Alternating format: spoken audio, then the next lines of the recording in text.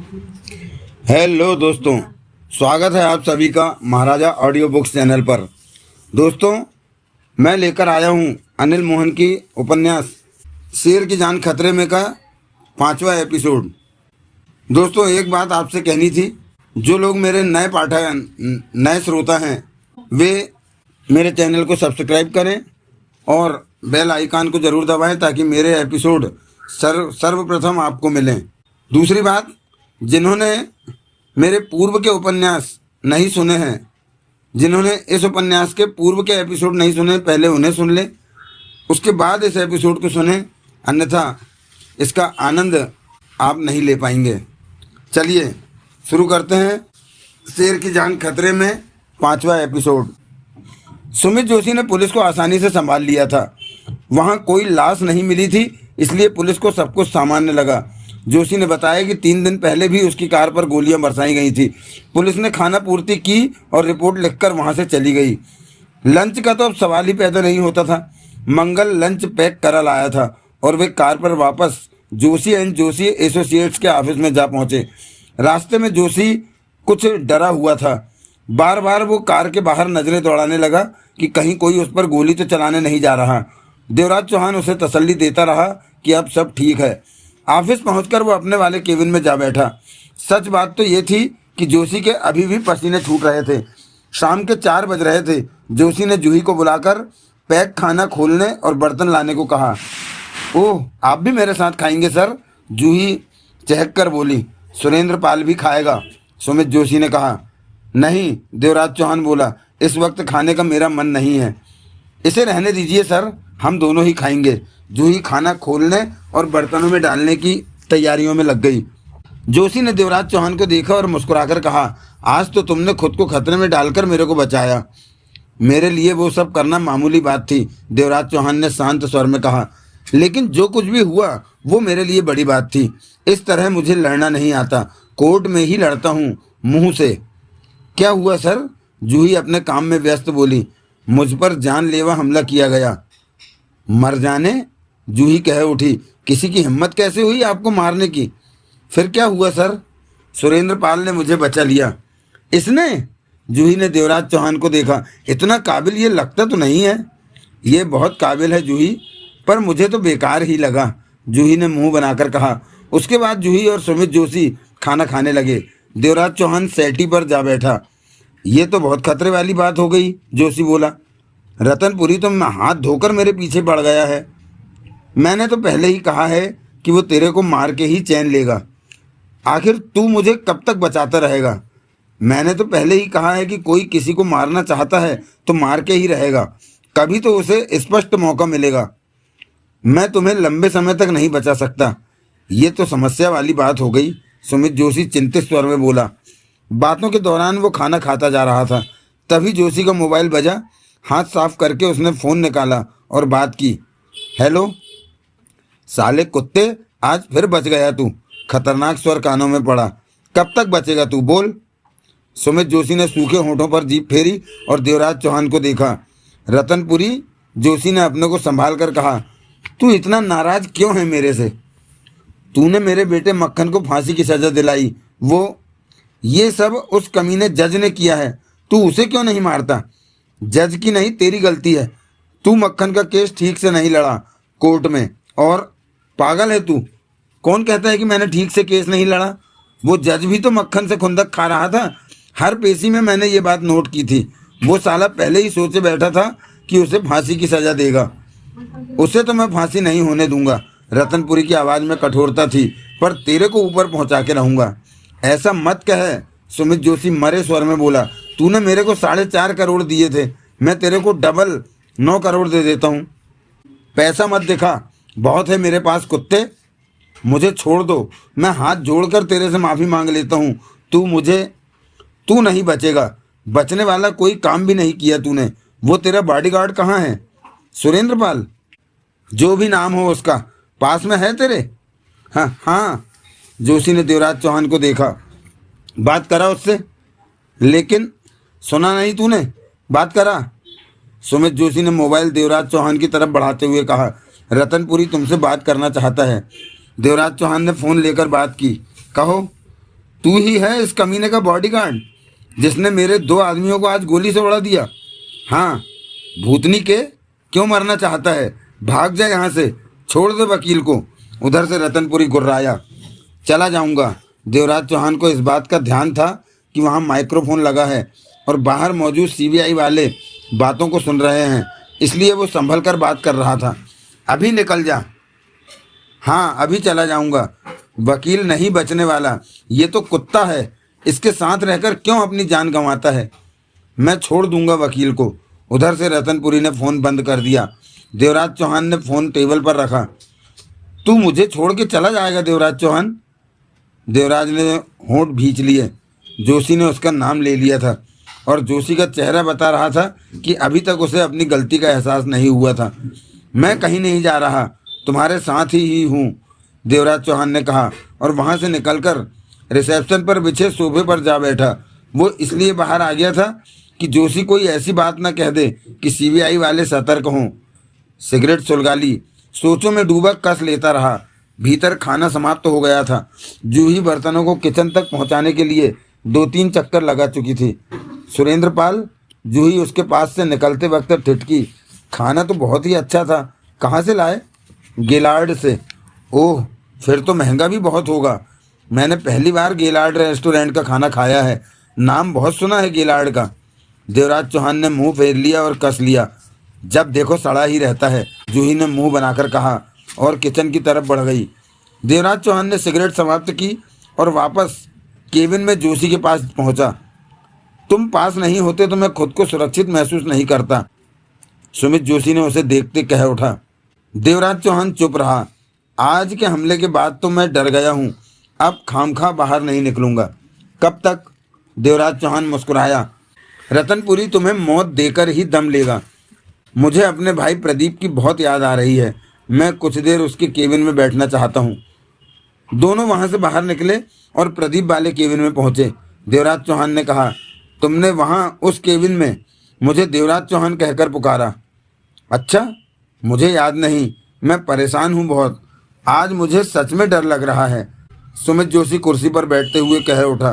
तुम बताओ कि इन हालातों में मुझे क्या करना चाहिए? चुपचाप कहीं खिसक जाओ। और जगमोहन, कमिश्नर का नंबर मुझे दे दो, उससे मैं बात कर लूँगा। सुमित जोशी के चेहरे पर गंभीरता से भरे सोच के भाव थे। तुम ठीक कहते हो, मुझे सच में कहीं खिसक जाना चाहिए। यहाँ रहा तो बचूंगा नहीं। मुझे बता देना कि तुम कब खिसकना चाहते हो, मैं इंतजाम कर दूंगा। पता भी बताऊंगा। पहले 1-2 ज़रूरी काम है, आजकल मैं वो पूरे कर लूँ। कामों को भूल जाओ, अपनी जान बचाने की सोचो। हर तरफ सोचना पड़ता है, मुझे थोड़ा वक्त दो। सोच भरे ढंग से वो उठा। मैं अपने केबिन में जा रहा हूँ, वहाँ जूही मेरे साथ होगी। तुम कुछ देर रिसेप्शन पर बैठ जाना। देवराज चौहान ने कुछ नहीं कहा। सुमित जोशी केबिन से बाहर निकल गया। कुछ मिनटों बाद देवराज चौहान रिसेप्शन पर पहुंचा तो जूही वहां नहीं थी। देवराज चौहान सोफे पर जा बैठा। तभी उसका फ़ोन बजने लगा। हेलो, देवराज चौहान ने बात की। वो हरामी वकील केबिन में रिसेप्शनिस्ट के साथ है। रोमेश सिंह का जला भुना स्वर कानों में पड़ा। तुम्हें क्यों तकलीफ हो रही है? देवराज चौहान मुस्कुरा पड़ा। तुम कोई खबर नहीं दे रहे? अभी कोई खबर नहीं है। ठीक है, लेकिन मेरी एक उलझन को दूर करो। कुछ देर पहले उसने केबिन में तुम्हें देवराज चौहान कहकर पुकारा था। देवराज चौहान? वो मुझे देवराज चौहान क्यों कहेगा? उसने कहा। हमने उसकी आवाज़ को स्पष्ट सुना है, रिकॉर्डिंग है हमारे पास, सुन लो आकर। ऐसी बात है तो हैरानी है, मैं तो सुरेंद्र पाल हूँ। आज वकील पर हमला हुआ। थोड़ी देर पहले बातों में ये बात जानी। रतनपुरी के आदमी थे हमला करने वाले? हाँ, रतनपुरी का फ़ोन भी आया था, हमने बातें सुनी तब। वो तेरे को वकील को छोड़कर जाने को कह रहा था। हाँ, लेकिन मैं नहीं जाने वाला।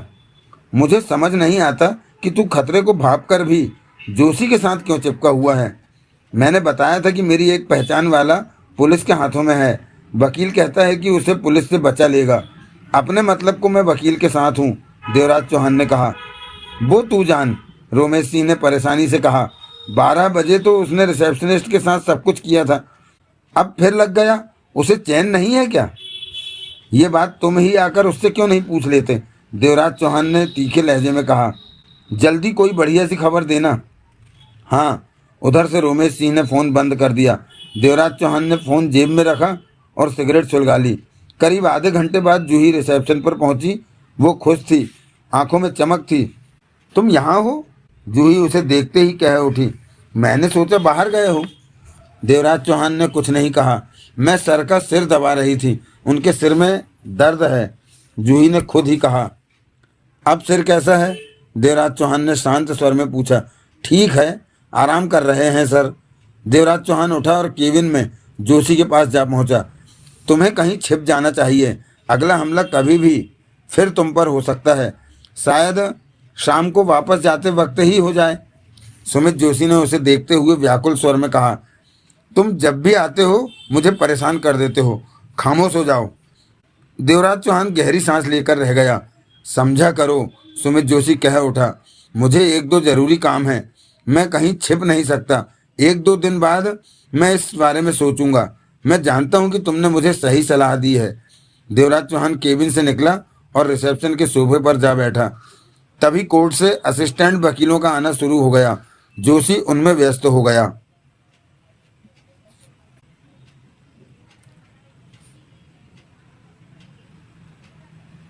शाम के 6:30 बजे सब वकील चले गए थे। ऑफिस खाली हो गया था। जूही, सुमित जोशी और देवराज चौहान के अलावा ऑफिस में काम करने वाला लड़का ही वहां था। उस वक्त जूही रिसेप्शन पर बाल खोले कंघी कर रही थी। जोशी अपने केबिन में ही बैठा था। देवराज चौहान रिसेप्शन के सोफे पर बैठा था। जोशी ने देवराज चौहान से कहा था कि वो 7 बजे घर के लिए चलेगा। अभी आधा घंटा बाकी था। तभी शीशे का दरवाज़ा धकेलकर 3 आदमियों ने भीतर प्रवेश किया। तीनों ही खतरनाक लग रहे थे। जूही अभी भी बालों में कंघी कर रही थी। देवराज चौहान उन्हें देखते ही उठ खड़ा हुआ। ए छोकरी, एक ने जूही से कहा, वकील कहाँ है? आपकी अपॉइंटमेंट है? जूही कह उठी। भाड़ में गई अपॉइंटमेंट, वो खा जाने वाले स्वर में बोला। कहाँ है वो कमीना? इधर बैठता है वो, दूसरे ने कहा और जोशी के केबिन जाने वाले रास्ते की तरफ बढ़ा। आ। तीनों उस तरफ बढ़े। उधर कहाँ जा रहे हो? देवराज चौहान फौरन उस तरफ लपका। वे ठिठके। देवराज चौहान को घूरा। तू कौन है? वकील साहब का बॉडीगार्ड। इसे भी साथ ले चल। एक ने देवराज चौहान की कमीज का कॉलर पकड़ा और उसे साथ लेकर चल पड़े। देवराज चौहान समझ नहीं पा रहा था कि आखिर ये लोग कौन हैं और क्या चाहते हैं। देवराज चौहान को साथ लिए तीनों ने जोशी के केबिन में प्रवेश किया। सुमित जोशी ये सब देखकर बुरी तरह चौंका। एक ने देवराज चौहान को एक तरफ धकेलते हुए कहा, वहाँ खड़ा हो जा। देवराज चौहान खड़ा होकर तीनों को देखने लगा। कौन हो तुम लोग? सुमित जोशी हड़बड़ाकर कुर्सी से उठ खड़ा हुआ। चल वकील, तीनों में से एक कठोर स्वर में बोला। बांटू और गोवर्धन तेरा इंतजार कर रहे हैं। जोशी के शरीर में ठंडी लहर सरसरा गई। बांटू, गोवर्धन क्यों? जोशी के होंठों से निकला। वो ही बताएंगे, जल्दी चल। मैं क्यों चलूं? मैंने ऐसा क्या कर दिया जो तुम लोग मेरे को लेने आ गए? जोशी घबराकर बोला। चलता है या सिर के बाल पकड़कर खींचूं? तुम इस बदतमीजी से मेरे से बात नहीं कर सकते। जोशी घबराहट में था। दूसरा आगे बढ़ा और गर्दन से उसने सुमित जोशी को पकड़ लिया। ये क्या कर रहे हैं? चल। उन्होंने जोशी को दरवाजे की तरफ धकेला। तुम्हारी इतनी हिम्मत कि मुझसे ऐसे बात करो? सुमित जोशी ने भड़कने की चेष्टा की। नाच मत ज़्यादा, एक ने उसकी गर्दन पर हाथ मारा। चल साले, तीसरे ने उसकी बाह पकड़ी और दरवाजे की तरफ किया। सुमित जोशी समझ गया कि मुसीबत टलने वाली नहीं। ठहरो, मैं बात करता, जोशी ने कहना चाहा। तेरी बात कराने ही ले जा रहे हैं साले। दरवाजा खोल के जोशी की बाह पकड़े तीनों बाहर निकले। देवराज चौहान भी उनके पीछे बाहर निकला। मुझे छोड़ो, मैं चल रहा हूँ। जोशी ने अपनी बाह छुड़ाई। तेरा बाप भी चलेगा, मेरा बॉडीगार्ड मेरे साथ चलेगा, आखिरकार जोशी ने कहा। एक ने पलटकर देवराज चौहान को देखा और बोला, अपनी जान की खैर चाहता है तो यहीं पर टिका रहे, साथ आने की कोशिश भी मत करना। देवराज चौहान ने शराफत से सिर हिला दिया। ये क्या कह रहे हो, मेरा बॉडीगार्ड? चल चल, हमें देर हो रही है। उन्होंने जोशी को बाहर की तरफ धकेला। वे तीनों जोशी को लेकर बाहर निकल गए। देवराज चौहान रिसेप्शन में ही रह गया। जूही बाल संवार चुकी थी। वो कह उठी, ये सब क्या हो रहा है? ये लोग कौन थे जो सर को ले गए? बांटू और गोवर्धन के आदमी थे। वो कौन है? प्रभाकर के चचेरे भाई। प्रभाकर कौन? नहीं जानती? नहीं तो जानने की जरूरत भी नहीं। वो सर को क्यों ले गए हैं? जोशी को अपने कर्मों का हिसाब देना होगा। कैसे कर्म? जो वो करता रहता है और सोचता है कि किसी को पता नहीं चलेगा। पता नहीं तुम क्या कह रहे हो? सर वापस कब आएंगे? वापसी की कोई गारंटी नहीं। देवराज चौहान मुस्कुराया। कोई गारंटी नहीं? जूही ने हैरानी से कहा। क्या मतलब? देवराज चौहान ने सिगरेट सुलगा ली। मेरी किस्मत ही खराब है। क्या मतलब? इतनी मुश्किल से मैं सर को आज समझ सकी थी कि ये सब हो गया। 3 महीने बाद तुम्हारी शादी होने वाली है। तुम्हारा बस चाहे तो तुम आज ही मेरी शादी करा दो। देवराज चौहान ने सोचों में डूबे कस लिया। मैं घर जाऊं सुरेंद्रपाल? आज मैं लेट हो गई। जाओ, लेकिन सर उस तरफ ध्यान मत दो। तुम जाओ, कल वक्त पर आकर देख लेना कि ऑफिस खुला है या बंद है। सच में मेरी किस्मत ही खराब है। आज मेरी तनख्वाह डबल हो गई थी। 10,000 रुपये अलग से सर मुझे देने जा रहे थे कि नए कपड़े खरीद लूं, परंतु अब तो ऑफिस भी बंद होने जा रहा है। पक्का नहीं है, कल पता चलेगा। जूही अपना बैग उठाए चली गई। देवराज चौहान वहीं रहा। वक्त बिताने के लिए उसने चाय बना ली। उसे यकीन नहीं था कि सुमित जोशी लौट पाएगा, परंतु 2-4 घंटे तो उसका इंतजार करना जरूरी था। शायद फोन ही आ जाए। देवराज चौहान चाहता तो उन तीनों से निपट सकता था, परंतु जोशी की खातिर उसे बांटू और गोवर्धन से दुश्मनी लेना गंवारा नहीं था, क्योंकि जोशी उसे किसी भी तरह से ठीक नहीं लगता था। कदम कदम पर जाने कितने गलत काम कर रखे थे उसने। देवराज चौहान सुमित जोशी के इंतजार में या उसके फ़ोन के इंतजार में वहीं रहा। 12 बजे बांटू और गोवर्धन के आदमी सुमित जोशी को ऑफिस के बाहर छोड़ गए थे। जोशी ने भीतर प्रवेश किया। बुरा हाल था उसका। वो रिसेप्शन के सोफे पर बैठकर गहरी गहरी सांसें लेने लगा। उसका होंठ सूजा हुआ था। एक आंख के पास भी काला धब्बा दिखाई दे रहा था। बाल बिखरे हुए थे। बांटू और गोवर्धन ने उसकी अच्छी खासी सेवा की थी। वो देवराज चौहान से कह उठा, पानी पानी दो मुझे। देवराज चौहान ने उसे पानी पिलाया। हालत तनिक सुधरी। क्या बात हुई? जबकि देवराज चौहान जानता था कि क्या हुआ होगा। साले कुत्ते, बांटू और गोवर्धन मेरे से जिम्मी और प्रभाकर के बारे में पूछ रहे थे। जोशी गुस्से से भुनभुनाया। फिर कह रहे थे कि मैंने कोई गड़बड़ की होगी, तभी वो दोनों नहीं मिल रहे।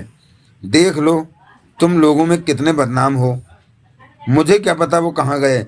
कड़वे स्वर में सुमित जोशी ने कहा। मैंने तो प्रभाकर को जेल से निकालकर जिम्मी के हवाले कर दिया था। खतरा भांपकर वो कहीं छिप गए होंगे। उन्होंने तुम्हारी बात का भरोसा किया? करें ना करें मुझे क्या। उन दोनों की लाशें मिलने पर वो तेरे पे चढ़ दौड़ेंगे।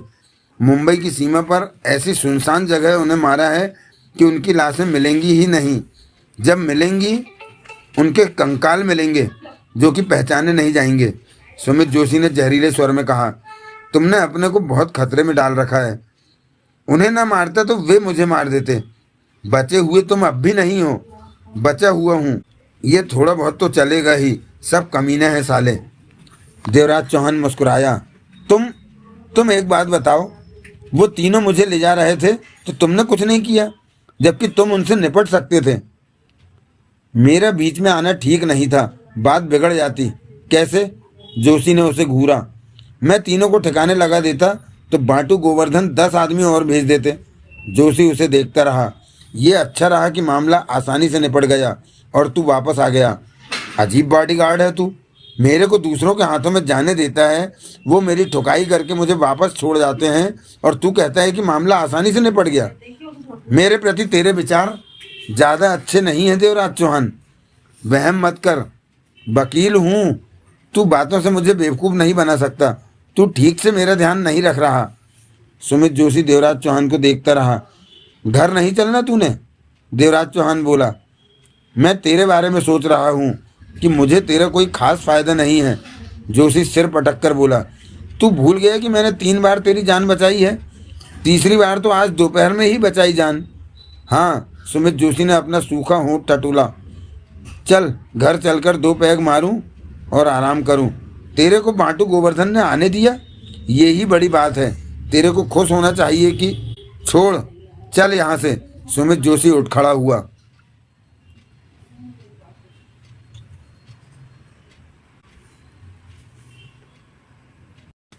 अगले दिन सुमित जोशी ने भारी गलती कर दी। जोशी दोपहर 1 बजे ऑफिस पहुंचा था। चेहरे पर अभी भी पिटाई के निशान थे, परंतु रात से बेहतर था। वो सीधा अपने केबिन में पहुंचा और बैठ गया। वो कुछ चुप चुप सा था और सोचों में डूबा लग रहा था। देवराज चौहान से वो ज़्यादा बात न कर रहा था। जूही पीछे पीछे केबिन में आ गई। ये आपके चेहरे को क्या हो गया सर? उसने अपनेपन से पूछा। रात जो बदमाश मुझे ले गए थे, उन्होंने मुझे पीटा और लूट लिया। ओह, बहुत बुरे थे वो। मैं क्या आपके लिए जूस लाऊं? नहीं, चाय बना लो। सर, तब इस सुरेंद्र पाल को चाहिए था कि आपको बचाता। जूही ने देवराज चौहान पर निगाह मारी। देवराज चौहान ने मुंह घुमा लिया। आप इसे तनख्वाह इसी बात की तो देते हैं? जूही ने पुनः आग लगाई। हाँ, इसने अपना काम ठीक से नहीं किया। मैं इसे जल्दी ही नौकरी से निकाल दूंगा। जोशी बोला। ये ठीक रहेगा, मैं आपके लिए चाय बनाकर लाती हूँ। वो चली गई। सुना, जूही को भी इस बात का एहसास है कि कल तुमने अपना काम ठीक से नहीं किया। मेरा बीच में ना आना ही ठीक था, वरना बात और बिगड़ जाती। तुम नहीं समझोगे। ये ही समझाते रहना, तब तक मेरी लाश किसी नाले में पड़ी होगी। सुमित जोशी ने कड़वे स्वर में कहा। तुम कल से मुझसे ठीक तरह बात नहीं कर रहे, क्योंकि तुमने मुझे बचाया नहीं। तुम उन तीनों को रोक सकते। तभी टेबल पर पड़ा फोन बजने लगा। हेलो। सुमित जोशी ने रिसीवर उठाया। तुम्हारा मोबाइल बंद है क्या? उधर से कमिश्नर भूरेलाल की आवाज़ कानों में पड़ी। बैटरी की चार्जिंग खत्म हो गई होगी, अभी चार्ज करता हूँ। तुम कहो, जगमोहन कैसा है? ठीक है, अभी मुझे मौका नहीं मिला। जल्दी कर यार, उसे बाहर कर। कोशिश कर रहा हूँ। तू हर बार मत कहा कर। मैंने तेरे से ये पूछने को फ़ोन किया कि तू क्या खबर मेरे को देना चाहता था। जोशी की नज़र देवराज चौहान पर गई। फिर उससे बोला, तुम जरा बाहर जाओ, मुझे कमिश्नर से कोई खास बात करनी है। देवराज चौहान बाहर आ गया। जूही रिसेप्शन पर नहीं थी, वो किचन में चाय बनाने में लगी हुई थी। देवराज चौहान रिसेप्शन पर बैठ गया। जूही चाय भीतर जोशी को दे आई और बाहर आकर बोली, सुरेंद्र पाल, तुम मेरी बात का बुरा मत मानना। देवराज चौहान ने उसे देखा। कभी कभी सर को मक्खन लगाने के लिए ऐसी वैसी बात कहनी पड़ती है। तुम चिंता मत करो, मैं तुम्हारी नौकरी नहीं जाने दूंगी। अच्छा? देवराज चौहान मुस्कुरा पड़ा। कैसे? मैं सर को समझा दूंगी कि तुम अच्छे इंसान हो। तुम समझा दोगी? कब? जब सर के सिर की मसाज करूंगी। देवराज चौहान गहरी सांस लेकर रह गया। जूही किचन में गई और चाय के 2 कप और उठा लाई। लो, तुम भी चाय पियो। देवराज चौहान ने प्याला थाम लिया। एक घूंट भरा कि उसी पल चीहोक उठा। उसने चाय का प्याला जल्दी से सामने के टेबल पर रखा और भीतर की तरफ दौड़ा। क्या हुआ सुरेंद्र पाल? पीछे से जूही बोली। देवराज चौहान ने तेजी से सुमित जोशी के केबिन में प्रवेश किया। जोशी को तब उसने रिसीवर रखते देखा और हैरानी से देवराज चौहान से पूछा, क्या हुआ? जूही बुला रही है, कहकर देवराज चौहान पलटा और रिसेप्शन में आ पहुंचा। सब ठीक तो है सुरेंद्र पाल? जूही ने पूछा, जबकि देवराज चौहान के चेहरे पर बेचैनी के भाव थे। सुमित जोशी वहां पहुंचा। क्या बात है? जोशी ने जूही को देखकर कहना चाहा कि देवराज चौहान ने उसकी कलाई पकड़ी और खींचता सा उसे प्रदीप वाले केबिन में ले गया। सुमित जोशी हैरान परेशान था। क्या हो गया है तुम्हें देवराज चौहान? जोशी कह उठा। तुमने बहुत बड़ी गलती कर दी है। देवराज चौहान तीव्र स्वर में बोला। क्या? उस केबिन में बैठकर तुमने कमिश्नर से जगमोहन को वहां से निकालने को कहा। सुमित जोशी का चेहरा सफ़ेद पड़ गया। वहां माइक्रोफोन लगा है, बाहर सीबीआई वाले बातें सुन ही नहीं रहे, रिकॉर्ड भी हो रही है बातचीत। जोशी का चेहरा फक, सूखे होठों पर उसने जीभ फेरी। तुम वहां लगे माइक्रोफोन को भूल गए थे क्या? याद नहीं रहा। जोशी के होठों से कपकपाता स्वर निकला। मुझे बाहर भेजकर तुमने कमिश्नर से क्या बात की? जोशी ने बेचैनी से देवराज चौहान को देखा। बोलो। परंतु जोशी चुप। कोई मुसीबत वाली बात तो नहीं की कमिश्नर से? पता नहीं। मैं कहता हूँ मुझे बता। देवराज चौहान तेज स्वर में बोला। कोई बात नहीं, तू कुछ छिपा रहा है। तूने सीबीआई वालों को बातचीत में कोई सबूत तो नहीं दे दिया कि वो तेरा बिस्तरा गोल कर दें? सुमित जोशी के होंठ तो हिल रहे थे, परंतु बोल नहीं फूट रहा था। तभी जूही केबिन के दरवाजे पर पहुंची। दोनों को देखकर बोली, सब ठीक तो है ना? सब ठीक है, तुम जाओ ना। देवराज चौहान बोला। सर, जूही ने कहा, सुरेंद्र पाल को नौकरी से मत निकालना, इसे आपकी बहुत चिंता। तुम जाओ, जोशी ने खरखराते स्वर में कहा। जूही बाहर बाहर निकल गई। देवराज चौहान जोशी को देख रहा था। सुमित जोशी बार बार सूखे होठों पर जीभ फेर रहा था। तो तुम मुझे नहीं बताओगे कि मुझे बाहर भेजकर तुमने कमिश्नर से क्या बात की? जोशी चुप। तुम्हारी हालत से स्पष्ट है कि तुमने सीबीआई वालों को कोई कमाल दिखा दिया है। मैं तो भूल गया था माइक्रोफोन को, जोशी खरखराते स्वर में बोला। तुमने मुझे क्यों ना याद दिलाया था कि मैं भी तब भूल गया था। चूक हो गई मुझसे। ये बात तुम्हें याद रखनी चाहिए थी। ये तुम्हारा ऑफिस है, तुम्हारा फ़ोन है, तुम्हें पता होना चाहिए कि मैंने कब कहाँ बात करनी है। परंतु तुमने कमिश्नर से क्या बात की? मैं नहीं बता सकता। मुझे भी नहीं, फंसने वाली बात थी वो। पता नहीं। सुमित जोशी का गला सूख रहा था। मतलब कि तुमने गड़बड़ी वाली बात की उससे। तुम्हें अब कोई नहीं बचा सकता। देवराज चौहान जोशी को वहीं छोड़कर रिसेप्शन के सोफे पर जा बैठा। आखिर हुआ क्या सुरेंद्र पाल?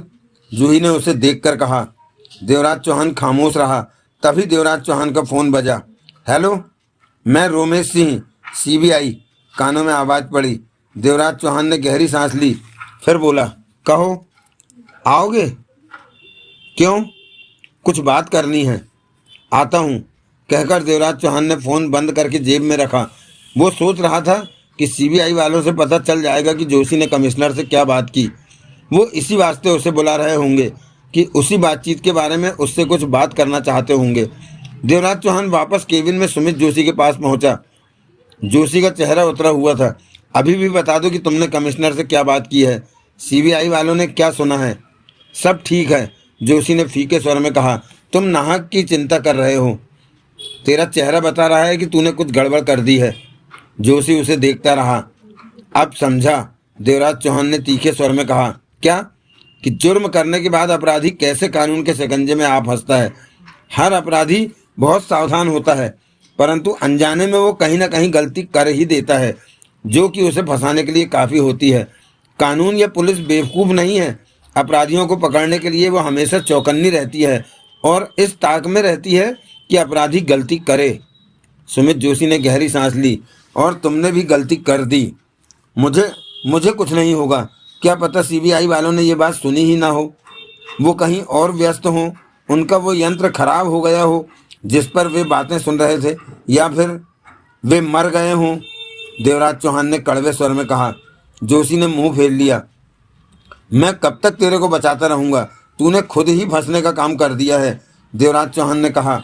और केबिन से बाहर आकर रिसेप्शन में पहुंचा तो जूही उसे देखते ही कह उठी, क्या बात है, तुम और सर दोनों ही अचानक इतने परेशान हो गए हो? मैं सिगरेट लेने जा रहा हूँ, कहते हुए देवराज चौहान आगे बढ़ा और शीशे का दरवाज़ा धकेलकर बाहर निकल गया।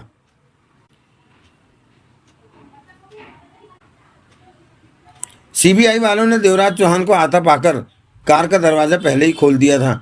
वो भीतर जा बैठा, दरवाज़ा बंद कर लिया। पहले की तरह दयाल पीछे और रोमेश सिंह आगे वाली सीट पर था। देवराज चौहान ने महसूस किया कि वे दोनों उसे खास निगाहों से देख रहे हैं। क्या है? देवराज चौहान ने पूछा। हमने सुमित जोशी के केबिन में लगी बातचीत अभी सुनी, रोमेश सिंह बोला। अच्छा। देवराज चौहान का स्वर शांत था।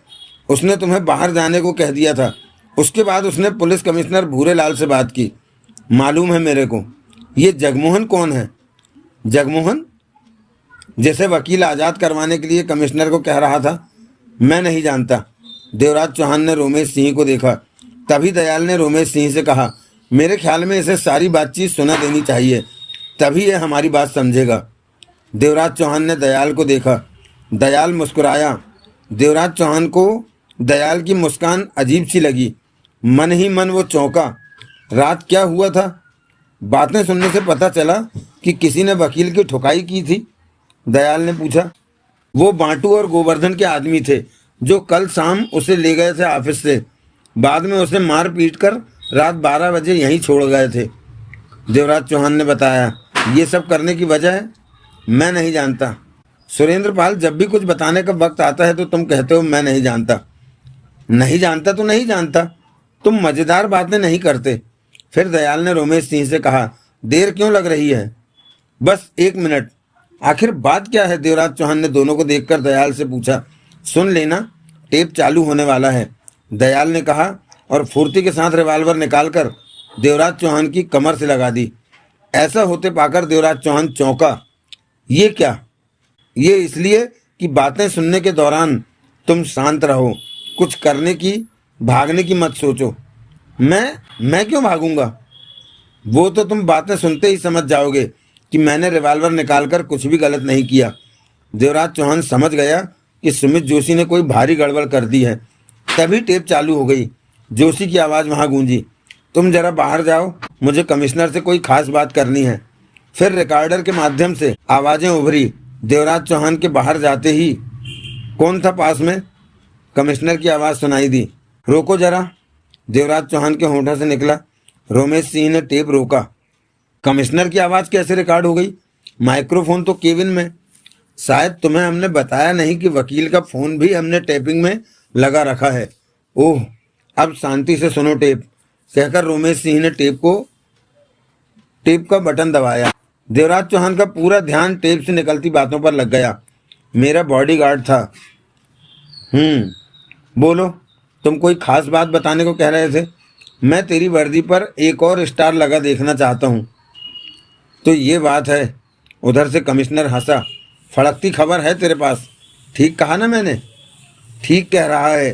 तेरी वर्दी पर एक स्टार पहले भी मेरे कारण बढ़ा था। हाँ, कई बार तू काम की खबरें देता है। अब क्या खबर है? डकैती मास्टर देवराज चौहान का नाम सुना है? देवराज चौहान? हाँ, कमिश्नर का चौंका स्वर सुनाई दिया। उसके बारे में खबर है? बता। मैं तेरे को बता दूं कि वो किधर है तो तू उसे पकड़ेगा या मारेगा? क्षणिक खामोशी के बाद कमिश्नर की आवाज़ आई, जैसा तू चाहेगा वैसा ही करूँगा। मेरे ख्याल में उसे मार देना ही ठीक रहेगा। पकड़ा जाए तो ज़्यादा ठीक नहीं क्या? उसके पास मेरी कुछ बातें हैं। उन बातों को उसने खोला तो मैं मुसीबत में पड़ जाऊँगा। समझ गया? ठीक है, उसे एनकाउंटर करके मार दिया जाएगा। बता, किधर मिलेगा देवराज चौहान? सब्र रख। क्या मतलब? इतना बड़ा डकैती मास्टर है और तू आसानी से पा लेना चाहता है? सुमित जोशी ने हंसकर कहा। तो कैसे मिलेगा वो मुझे? शाम तक बता दूंगा तेरे को कि वो किधर होगा। तू तैयार रहे। समझ गया? परंतु तेरा क्या वास्ता देवराज चौहान से? पड़ गया वास्ता। वो मेरा कुछ काम कर रहा था। तो मेरा काम वो ठीक से नहीं कर रहा। मैंने कहा कि रतनपुरी को ख़त्म करना है, परंतु वो नहीं माना, जबकि मैं उसे करोड़ों की रकम दे रहा हूँ। किसी और काम में भी वो ठीक से नहीं चल रहा है मेरे साथ। ठीक है, एनकाउंटर में उसे ख़त्म कर दिया जाएगा। शाम तक तेरे को बता दूंगा कि वो कहाँ मिलेगा। ठीक है। बातचीत खत्म हो गई। रोमेश सिंह ने रिकॉर्डर ऑफ कर दिया। देवराज चौहान ने जो सुना, कम से कम उसकी तो कल्पना नहीं की थी उसने। सुमित जोशी उससे इतनी बड़ी गद्दारी करेगा। उसे खत्म करा देने के लिए पुलिस की मुखबिरी कर रहा है, क्योंकि उसने उसके कहने पर रतनपुरी को नहीं मारा। रात उसने बांटू और गोवर्धन के आदमियों का मुकाबला नहीं किया। जोशी को अपने दुश्मन बनाकर शायद खुशी मिलती थी, उसे भी अपना दुश्मन बना लिया। देवराज चौहान के होठों पर शांत सी मुस्कान बिखरती चली गई। सुना तूने? दयाल कह उठा। सुना। देवराज चौहान ने दोनों को देखा। तो इसमें मैं क्या कर सकता हूँ? दयाल ने अभी तक उसकी कमर से रिवॉल्वर लगा रखी थी। सोच ले, शायद कुछ कर सकता हो, रोमेश सिंह ने कड़वे स्वर में कहा, और उसने भी रिवॉल्वर निकाल ली। देवराज चौहान ने होंठ सिकोड़कर रिवॉल्वर को देखा। तुम कहना क्या चाहते हो? तुम डकैती मास्टर देवराज चौहान हो, कहकर रोमेश सिंह ने रिवॉल्वर की नाल उसकी छाती पर रख दी। देवराज चौहान चौंका। बेटे, हम सीबीआई वाले हैं, घास खोदने वाले नहीं। जितनी देर तू हमें बेवकूफ़ बना सकता था बनाया, अब हम और बेवकूफ़ नहीं बनने वाले। बोल, तू ही डकैती मास्टर देवराज चौहान है ना? देवराज चौहान रोमेश सिंह को देखता रहा। पूछ। हमें कैसे पता चला कि तू ही देवराज चौहान है? मैं क्यों पूछूं? मैं देवराज चौहान हूँ ही नहीं, सुरेंद्र पाल हूँ मैं। कल वकील ने तेरे को देवराज चौहान कहकर पुकारा था, तब हम इस नाम का मतलब समझ नहीं पाए थे, परंतु आज समझ गए जब उसने कमिश्नर से तुम्हारे बारे में बात की। रोमेश सिंह ने कड़वे स्वर में कहा। देवराज चौहान समझ गया कि यह अंधेरे में तीर नहीं चला रहे। या तो तू कबूल कि तू देवराज चौहान है, नहीं तो कार को अभी सीबीआई हेडक्वार्टर ले चलते हैं। देवराज चौहान ने गहरी सांस ली और कह उठा, मेरे हाँ कह देने पर तुम लोग सीबीआई हेडक्वार्टर नहीं चलोगे? शायद ना चलें। वो क्यों? हम तेरे से कुछ बात करेंगे। दयाल ने शांत स्वर में कहा। ठीक है, मैं ही देवराज चौहान हूँ। देवराज चौहान को मान लेने में ही भलाई लगी। डकैती मास्टर देवराज चौहान? हाँ वो ही। देवराज चौहान ने सिर हिलाया। सुन लिए दलाल, मैंने ये तेरे को पहले ही कहा था कि ये ही डकैती मास्टर देवराज चौहान है। मेरे से दो दो रिवाल्वरें क्यों लगा रखी हैं? जो भी बात करनी है इन्हें हटाकर करो। तेरे पास कितनी रिवाल्वर हैं? एक या ज़्यादा? दो। निकाल कर हमें दे। देवराज चौहान ने सराफत से दोनों रिवाल्वरें निकालकर रोमेश सिंह को दी। उन रिवाल्वरों को रोमेश सिंह ने आगे वाली सीट के पैरों की तरफ गिरा दिया। अपनी रिवाल्वर देवराज चौहान की छाती से हटाकर गोद में रख ली। दयाल उसकी कमर से रिवाल्वर हटाता कह उठा, अगर तूने कार का दरवाज़ा खोलकर भागने की कोशिश की तो मैं ऐसा नहीं करूँगा। देवराज चौहान बोला। किया तो गोली मार दूंगा। मार देना। कहकर देवराज चौहान ने दोनों को देखा। कहो, क्या कहना चाहते हो? पहले ये बताओ कि तुम इस वकील के चक्कर में कैसे आ फंसे? मेरे साथी जगमोहन को पुलिस ने पकड़ लिया है। वकील कहता है कि वो उसे छुड़ा देगा। रिमांड के दौरान पुलिस कस्टडी में जगमोहन से मेरी बात भी कराई फ़ोन पर। देवराज चौहान ने कहा। वो कमिश्नर जगमोहन को वहाँ से भगा देगा? वकील तो यही कहता है। अब तो ऐसा नहीं हो सकेगा क्योंकि हम बीच में आ गए हैं। देवराज चौहान उन्हें देखता रहा। तेरे को पता है कि वकील बहुत हरामी चीज़ है? मालूम है। वो तो तेरे को भी साफ करवाने में लग गया और तू उसे बचाता फिर रहा है। अब तो नहीं बचा रहा है उसे। तेरी आंखें जो हमने खोल दी हैं। दयाल ने कड़वे स्वर में कहा। तुम दोनों मुझसे इतने प्यार से क्यों बातें कर रहे हो? देवराज चौहान ने होंठ सिकोड़कर कहा। तू बता दयाल। देख देवराज चौहान, सब कुछ जानने के बाद हम इस नतीजे पर पहुंचे हैं कि डकैती मास्टर देवराज चौहान इतना खतरनाक नहीं जितना कि जनता के लिए सुमित जोशी खतरनाक है। वैसे भी हमने तेरे को पकड़ लिया तो हमें वाह के अलावा कुछ भी नहीं हासिल होगा। हमने अपना रिकॉर्ड बढ़िया रखना है। जो केस हमें मिला है हमें वो हल करना है। हमें मालूम है कि सुमित जोशी जुर्मी है, परंतु हमें सबूत नहीं मिल रहे। तो तुम दोनों की मुझ में कोई दिलचस्पी नहीं। शर्त यह है कि वकील के खिलाफ सबूत जुटाने में हमारी सहायता करे। जरूर सहायता करूंगा, क्योंकि सुमित जोशी मेरा काम तमाम करवाने की चेष्टा कर रहा है। उसके खिलाफ सबूत भी इकट्ठे करवा दूंगा, परंतु मेरा काम करना होगा बदले में। कौन सा? जगमोहन को आज़ाद कराओ। वो तो पुलिस में रिमांड पर है, तुमने बताया। हाँ। देवराज चौहान ने दोनों को देखा। तुम लोगों के लिए उसे निकालना मामूली काम है। देख, तू हमारी सहायता करेगा तो हम तेरे को आज़ाद कर रहे हैं, गिरफ्तार नहीं कर रहे हैं जगमोहन के चक्कर में। ठीक है, मैं यहीं बैठा हूँ। देवराज चौहान ने कहा। गिरफ्तार कर लो मुझे। रोमेश सिंह और दयाल की नज़रें मिली। तेरे को गिरफ्तार कर ले? दयाल ने अजीब से स्वर में कहा। हाँ, लेकिन तेरे को पकड़कर हमारा क्या फ़ायदा होगा? हमारा फ़ायदा तो तब होगा जब तू वकील के खिलाफ हमें सबूत मुहैया करा देगा। इसके लिए तुम लोगों को जगमोहन को आज़ाद करवाना होगा। ये तो लफड़े वाली बात है। तो मुझे भी गिरफ्तार कर लो। अब तुम लोग कार से निकलने को कहोगे तो मैं तब भी नहीं निकलूँगा। देवराज चौहान ने मुस्कुराकर कहा और सीट पर ही पसर गया। दयाल रोमेश सिंह की नज़रें मिली। ये साला तो चौड़ा हो गया है। रोमेश सिंह बोला। अगर तेरा यही हाल रहा तो हम सच में तुझे गिरफ्तार कर लेंगे। दयाल कह उठा। कर लो, मैं भी तो यही कह रहा हूँ। दयाल ने गहरी सांस ली। रोमेश सिंह अपने कान को रगड़ता कह उठा। ठीक है, तू हमें सबूत ला के दे। हम जगमोहन को पहले जगमोहन को आज़ाद कराओ, फिर। तू हमें बेवकूफ़ समझता है? तू तो जगमोहन के साथ फुर हो जाएगा और हम फुर नहीं होऊंगा। तुम्हारा पूरा काम करके तुमसे इजाज़त लेकर ही जाऊंगा। तेरा क्या भरोसा?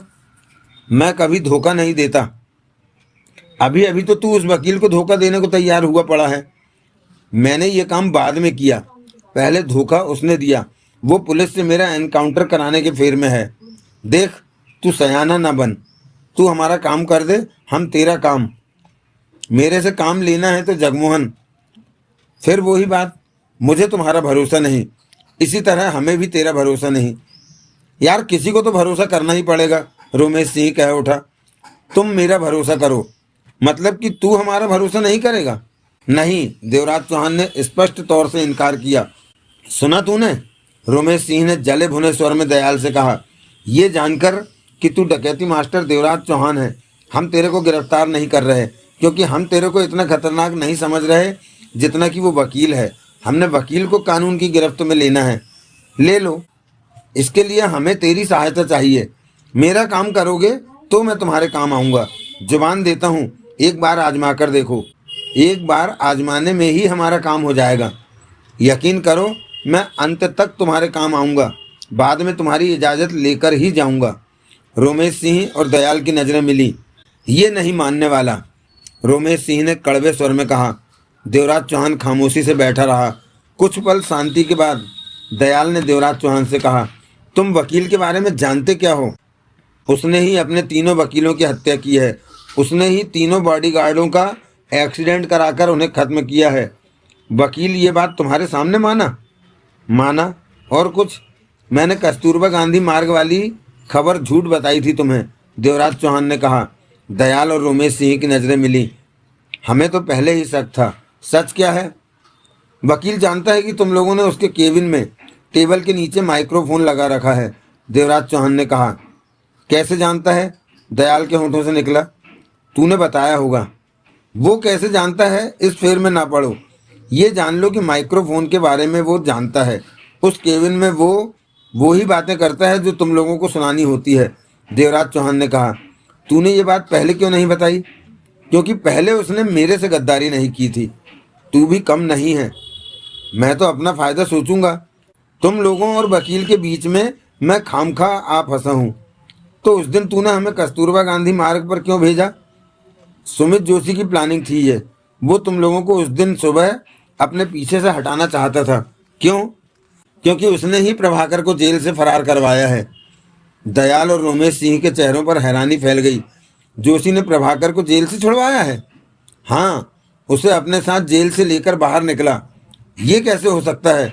तब कोई भी प्रभाकर को प्रभाकर ने हुलिया बदला हुआ था।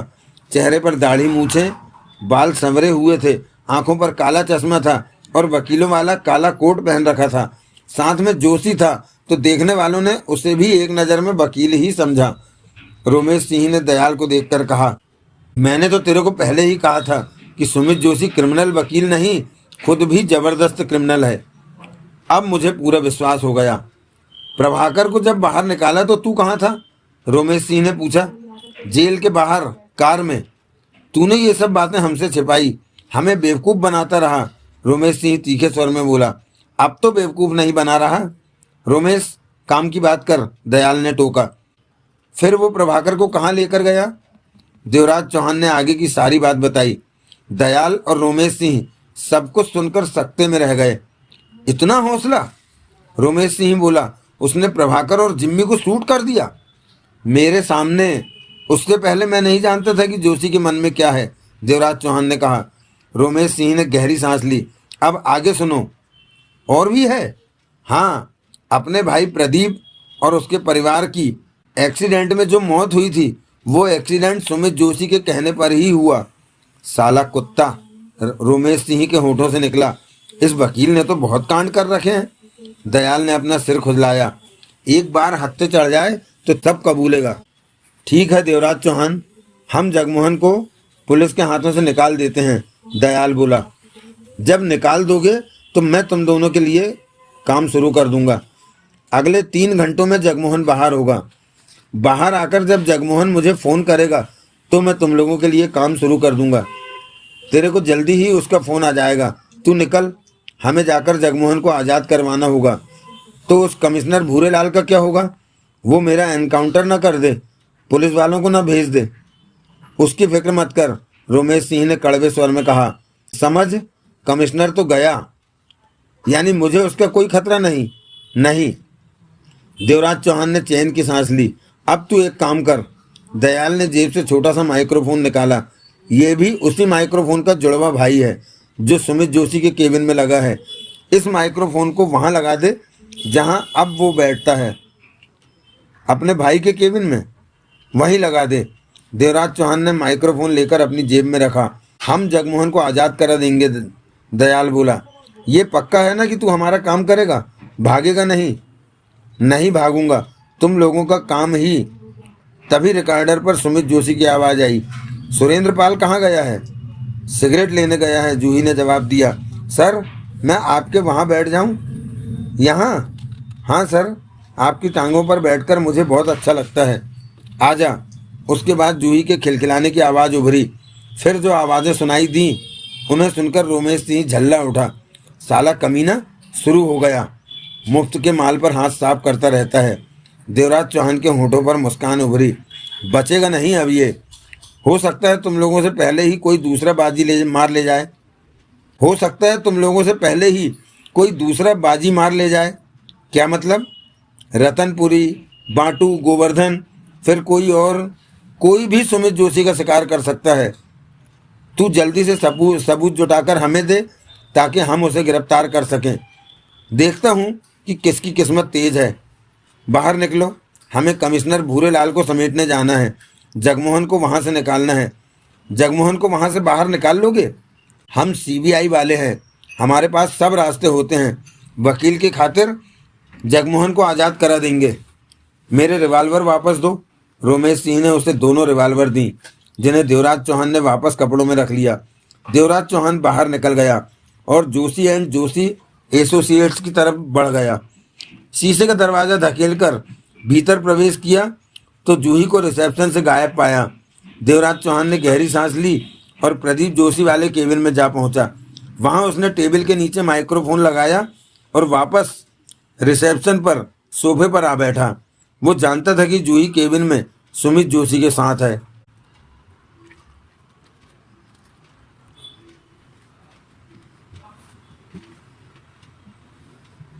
जूही केबिन से बाहर निकलकर रिसेप्शन पर पहुंची। इस वक्त वो उस बिल्ली की तरह लग रही थी जिसे ढेर सारी मलाई पड़ी मिल गई हो और चट करके आ रही हो। तरोताजा थी वो। देवराज चौहान को देखते ही सकपका उठी। तुम कब आए? अभी अभी आया हूँ, आराम करने बैठ गया। देवराज चौहान का स्वर सपाट था। मैं सर का सिर दबा रही थी। दब गया? हाँ हाँ, तुम चाय पियोगे? देवराज चौहान उठा और केबिन में सुमित जोशी के पास जा पहुंचा। तुम कहाँ चले गए थे? जोशी उसे देखते ही बोला। सीबीआई वालों से मिलने। देवराज चौहान बैठता हुआ बोला। जोशी चौंका, उसका चेहरा सफ़ेद पड़ गया। मेरे ख्याल से तुम बच गए हो। देवराज चौहान मुस्कुराया।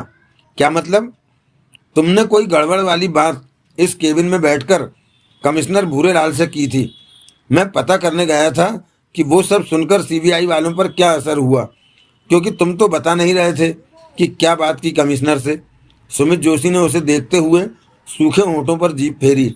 फिर उसके होठों से सूखा सा स्वर निकला। तब उनका रिकॉर्डर खराब था, वो सुन भी नहीं सके कि तुम्हारी और भूरेलाल की क्या बात हुई। ओह, जोशी ने राहत की सांस ली।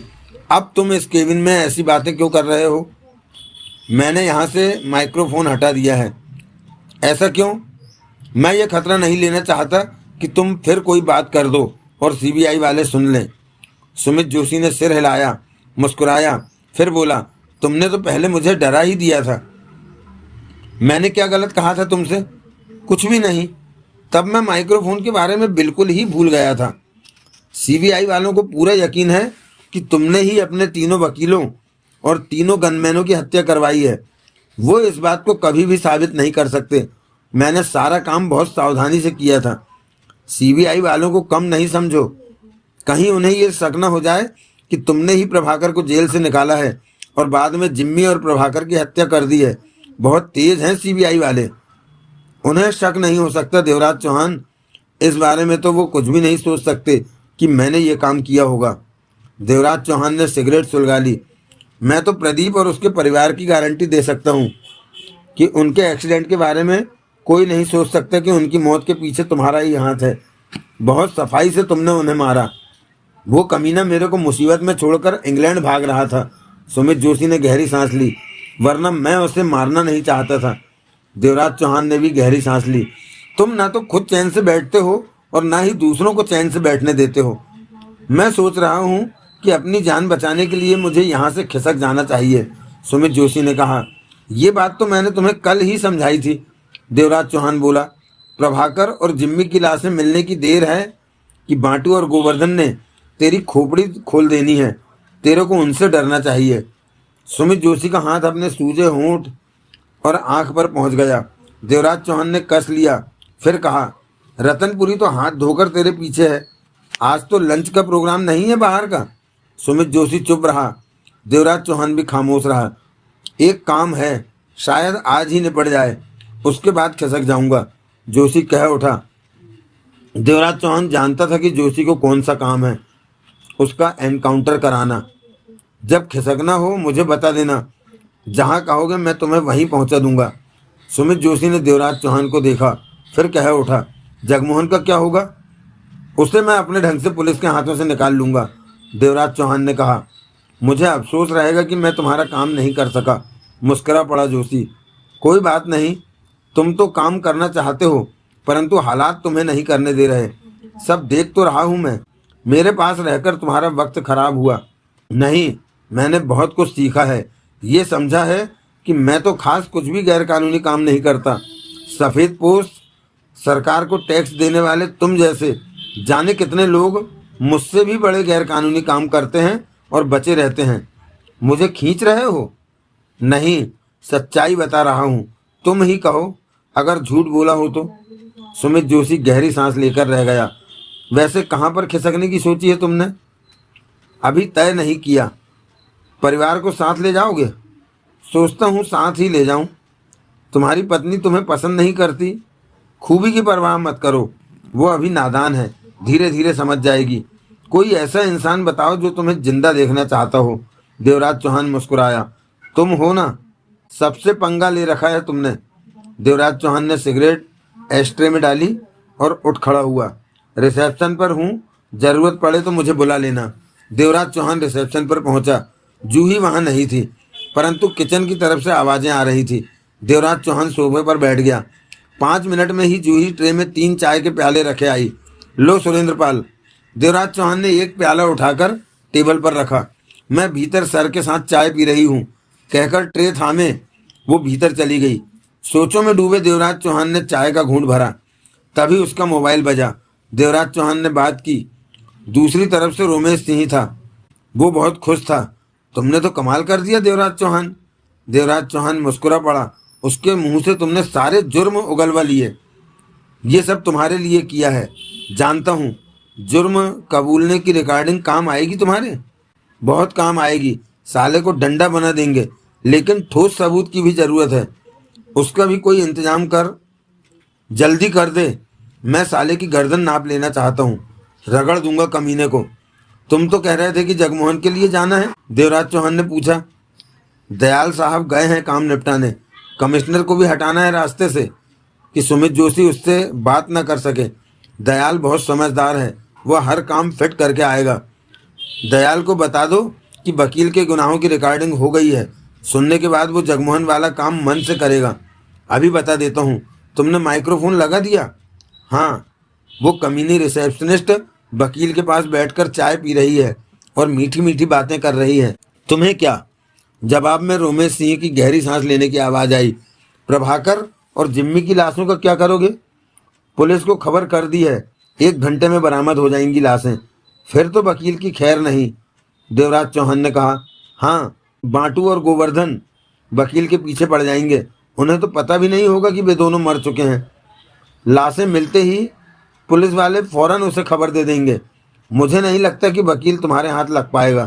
तू तेजी दिखा देवराज चौहान, जल्दी से सबूत हमें दे। कोशिश तो कर रहा हूँ।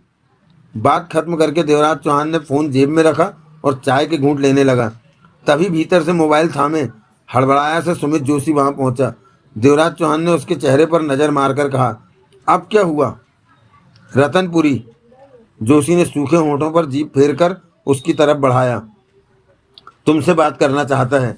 देवराज चौहान ने फ़ोन लेकर रतनपुरी से बात की। तू गया नहीं अभी तक? जाऊंगा, दूसरी नौकरी तलाश कर रहा हूँ, मिलते ही चला जाऊंगा। अब की बार के हमले में तू भी मारा जाएगा उल्लू के पट्टे, भाग जा। अगला हमला कब कर रहे हो? देवराज चौहान ने मुस्कुराकर पूछा। तुम बाहर तो निकलो अपने ऑफिस से, तब पता चलेगा हमले के बारे में। मतलब कि इंतजाम पूरे कर रखे हैं? सुमित जोशी सूखी जान के साथ खड़ा देवराज चौहान को देख रहा था। तुम हो कहाँ? मुंबई में या पूना में? क्यों, तूने मेरा क्या उखाड़ना है? मैं कहीं भी हूँ, वकील की मौत वकील के सिर पर ही नाचती रहेगी। साले तू भी मरेगा। भाग जा वकील के पास से। नौकरी चाहिए तो मेरे पास आ जा। मैं तेरी नौकरी नहीं करना चाहता। तू मुझे कोई बड़ा कमीना लगता है। देवराज चौहान ने फोन बंद कर दिया। सुमित जोशी व्याकुल परेशान स्वर में कह उठा, तू उसे समझाता कि मेरे को छोड़ दे। वो समझने वालों में से नहीं है। एक बार उसे कहता तो वो तो मुझे धमकी दे रहा था कि तुझे छोड़कर चला जाऊं। तू नहीं जाना, मेरे पास ही रहना। चिंता मत कर, तेरा तो संस्कार करके ही जाऊंगा। देवराज चौहान ने कहा। संस्कार? जोशी खरखराते स्वर में बोला, मेरा मतलब कि कोई ना कोई तुझे मार देगा, उसके बाद ही मैं जाऊंगा। देवराज चौहान ने शांत स्वर में कहा, मैं इतनी आसानी से मरने वाला नहीं। जोशी की आवाज़ में दम नहीं था। रतनपुरी कह रहा था कि जरा यहाँ से बाहर तो निकलो, यानी कि उसने इस बार बढ़िया इंतजाम कर रखा है तेरे लिए। सुमित जोशी का चेहरा फक पड़ गया। जो कर्म किए हैं तूने वो ही रूप बदल कर सामने आ रहे हैं। तू मुझे बचाना देवराज चौहान। जरूर बचाऊंगा। तेरे को बचाने के लिए ही तो मैं तेरे पास आया हूँ। तभी भीतर से जूही आ गई वहाँ। क्या बात है सर, आप परेशान क्यों हैं? कुछ नहीं, सिर दबा दूं? चुप रहो, जोशी ने खा जाने वाले स्वर में कहा और अपने केबिन की तरफ बढ़ गया।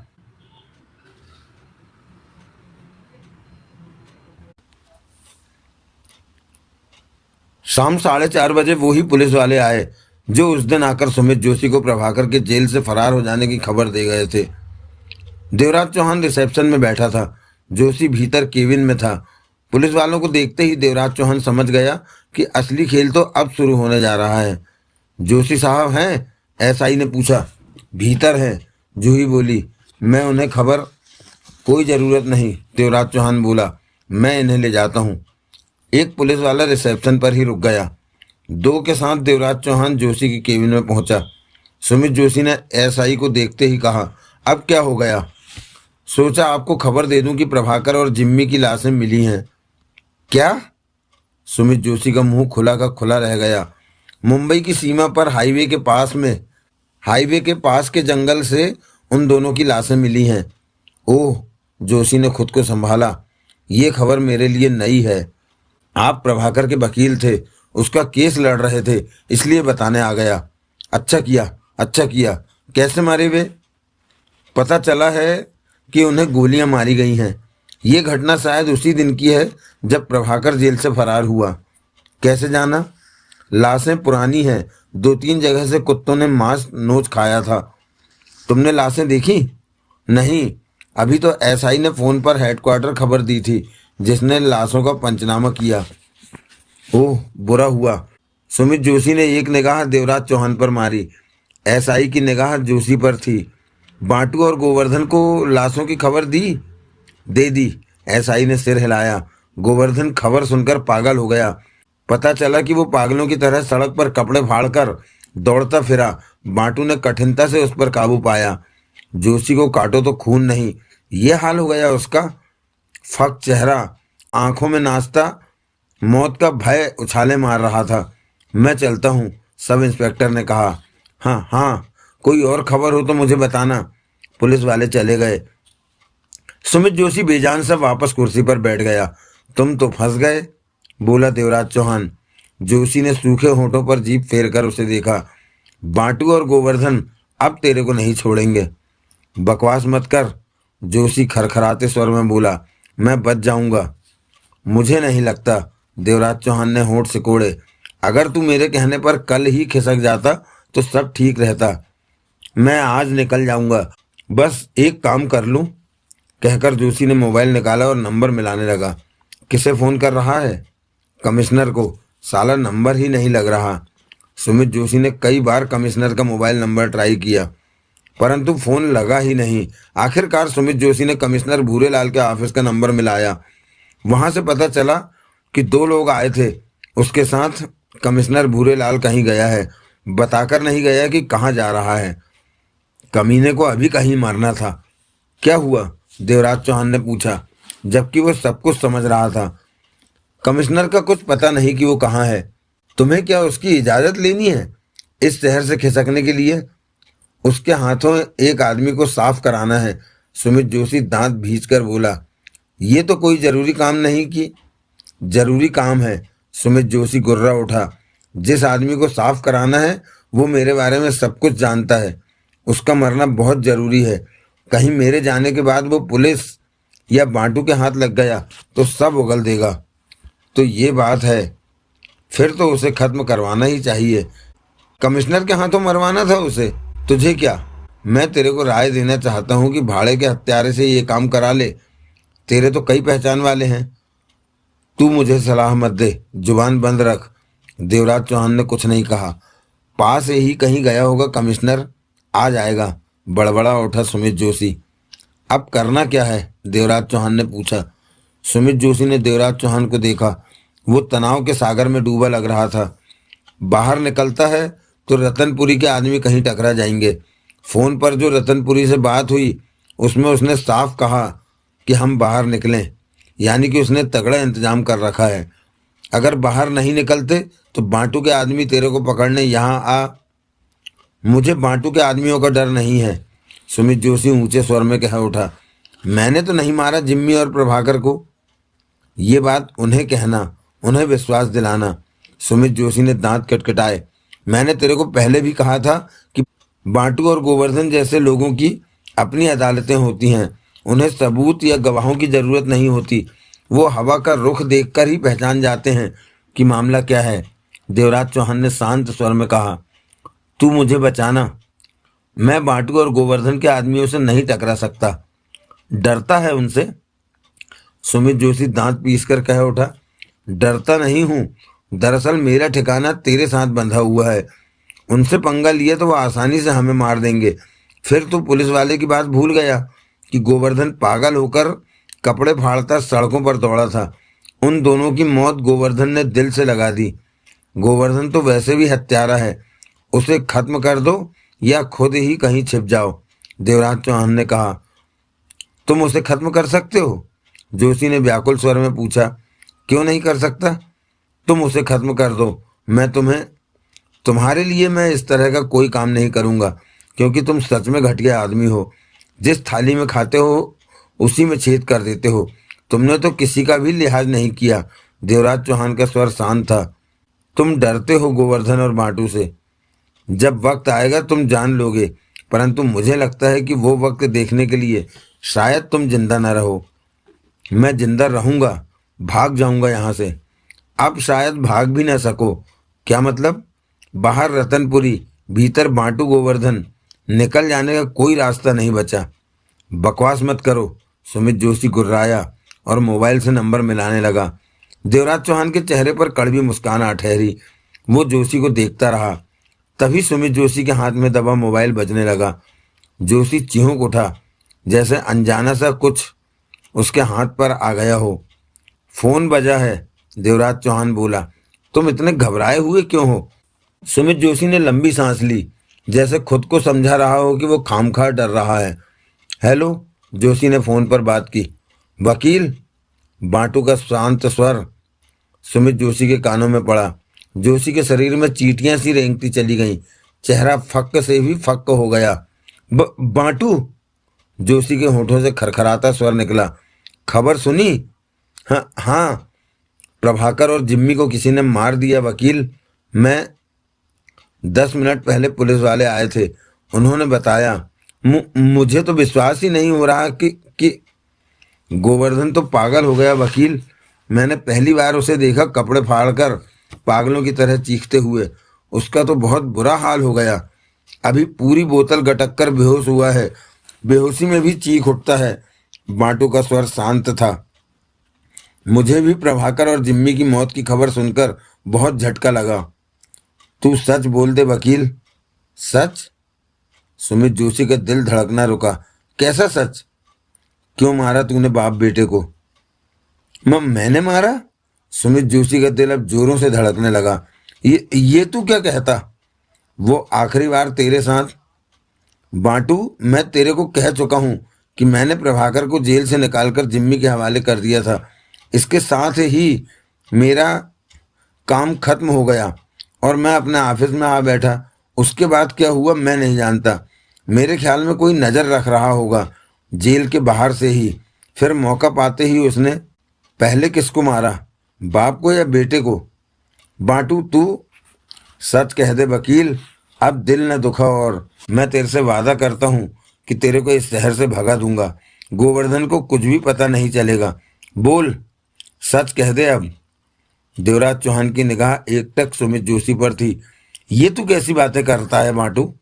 मुझ पर शक कर रहा है? उन्हें मारने वाला तो कोई और है, उसे तलाश कर। पक्की बात? कसम से बांटू, अपने परिवार की कसम। उसे ढूंढ जिसने प्रभाकर और जिम्मी को मारा है। इससे उनकी आत्मा को चैन मिलेगा। वो तू तो नहीं है? इतनी बार कहूं? उधर से बांटू ने फोन बंद कर दिया। सुमित जोशी ने कांपते हाथों से फोन टेबल पर रखा। चेहरे पर पसीना चमक रहा था। देवराज चौहान जोशी को देख रहा था। हरामी मुझ पर शक कर रहा है कि मैंने प्रभाकर और जिम्मी को मारा है। जोशी दांत भींच कर कह उठा, इसमें गलत क्या है? बकवास मत कर, सुमित जोशी ने गुस्से में कहते हुए देवराज चौहान को देखा। देवराज चौहान ने गहरी सांस ली। बांटू को विश्वास दिलाना होगा कि मैंने कुछ नहीं किया, तभी बच सकता हूं मैं। प्रभाकर और जिम्मी से मिलने वाला आखिरी इंसान तू था। बांटू और गोवर्धन सिर्फ ये बात जानते हैं। सुमित जोशी ने देवराज चौहान को देखा। वो तेरे को छोड़ेंगे नहीं। अभी तो प्यार प्यार से सहलाकर पूछ रहे हैं तेरे से। सुमित जोशी उठा और बेचैनी से केबिन में टहलने लगा। चेहरे पर क्रोध और बेबसी थी। कमिश्नर को फोन नहीं करना? ये सुनते ही जोशी ठिठका और टेबल से फोन उठाकर नंबर मिलाने लगा। कई बार कोशिश के बाद भी जोशी की बात कमिश्नर भूरेलाल से न हो सकी। ऑफिस में फोन किया तो यही जवाब मिला कि वो ऑफिस में नहीं है। देवराज चौहान उठते हुए बोला, मैं रिसेप्शन पर हूँ, जरूरत पड़े तो बुला लेना। दूर मत जाना, मैं मुसीबत में हूँ, सुमित जोशी ने जल्दी से कहा। यही हूँ। देवराज चौहान रिसेप्शन पर पहुंचा। जूही एक तरफ सिर लुढ़काए नींद ले रही थी। देवराज चौहान सोफे पर बैठा ही था कि फोन बजा। दूसरी तरफ रोमेश सिंह था। मजा आ गया देवराज चौहान, सब बातों की बढ़िया रिकॉर्डिंग हो रही है। देवराज चौहान नींद में डूबी जूही पर निगाह मारकर बोला, मजा आ रहा है? बहुत। तुमने तो सच में कमाल कर। तुमने कमिश्नर का बढ़िया इंतजाम किया है, देवराज चौहान बोला। दयाल बहुत घिसा हुआ ऑफिसर है। वो जब काम करता है तो इसी तरह से करता है। मेरे ख्याल से बांटू गोवर्धन वकील को छोड़ने वाले नहीं। तुझे क्या लगता है? उधर से रोमेश सिंह ने पूछा। मैंने तो पहले ही कहा है कि तुम लोगों के हाथ वकील नहीं लगेगा। ऐसा मत कहे, सीबीआई को उसकी ज़रूरत है। बांटू, गोवर्धन, रतनपुरी या कोई और भी, सबको ज़रूरत है सुमित जोशी की। रतनपुरी आज हमला करने को कह रहा है। हाँ, जब वकील यहाँ से चलेगा तो मैं पीछे आऊँगा। क्यों? देखूंगा कि रास्ते में क्या होता है। तेरी मर्जी। जगमोहन की कोई खबर नहीं दी तुमने? दयाल पे भरोसा रख, वो चक्कर चला लेगा जगमोहन को वहां से बाहर निकालने के लिए। उसे फोन करके बताया नहीं कि यहाँ बढ़िया चल रहा है? उससे क्या होगा? वो दिल लगा के काम करेगा। कमिश्नर का इंतजाम कर दिया ना उसने, इसी तरह वो जगमोहन का काम भी कर देगा। फिक्र मत कर। देवराज चौहान ने गहरी सांस ली। कोई ठोस सबूत ढूंढ ले वकील के खिलाफ तो हमारा काम आसान हो जाएगा। उससे लिखित में ले लूं जुर्मों की लिस्ट? देवराज चौहान तीखे स्वर में कह उठा। मजाक मत कर, मैं कोशिश कर रहा हूँ, तुम सब सुन ही रहे हो। अब जब तक मुझे जगमोहन की खबर नहीं मिलती मैं कोई काम नहीं करूँगा। जगमोहन की खबर तेरे को जल्दी मिलेगी। देवराज चौहान ने फोन बंद कर दिया। वहीं बैठा रहा। करीब 10 मिनट बाद जूही की आंख खुली। देवराज चौहान को देखते ही हड़बड़ाकर कह उठी। पता नहीं कैसे आंख लग गई। देवराज चौहान ने मुंह घुमा लिया। चाय पिएगा सुरेंद्रपाल? नहीं। नाराज है मुझसे क्या? नहीं। सिर दर्द कर रहा है तो दबा दूं क्या? देवराज चौहान उठा और भीतर केबिन की तरफ बढ़ गया। केबिन में प्रवेश किया तो सुमित जोशी को अपने मोबाइल पर व्यस्त पाया। कमिश्नर का नंबर ही नहीं मिल रहा। पता नहीं हरामी कहाँ मर गया। जोशी कह उठा। कोशिश करते रहो, कभी तो मिलेगा। कभी स्विच ऑफ आ रहा है तो कभी आउट ऑफ रेंज।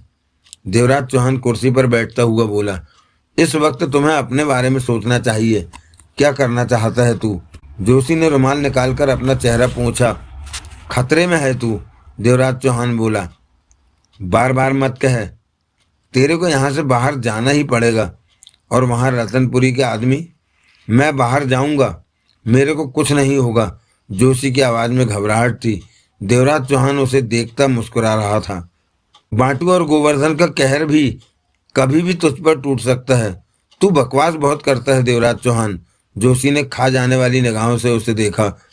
मैं तुझे हर वक्त सतर्क करता रहता हूँ, कभी चुप भी रहा कर। 5:30 बज रहे हैं, चलना कब है? तेरे को क्या जल्दी है? कोई जल्दी नहीं। तो पूछ मत कि कब चलना है।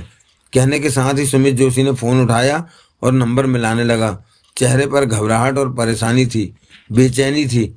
आवेश में हाथों में कंपन आ गया था। देवराज चौहान उसे देख रहा था। बांटू को फ़ोन कर रहा हूँ, जोशी व्याकुलता से कह उठा।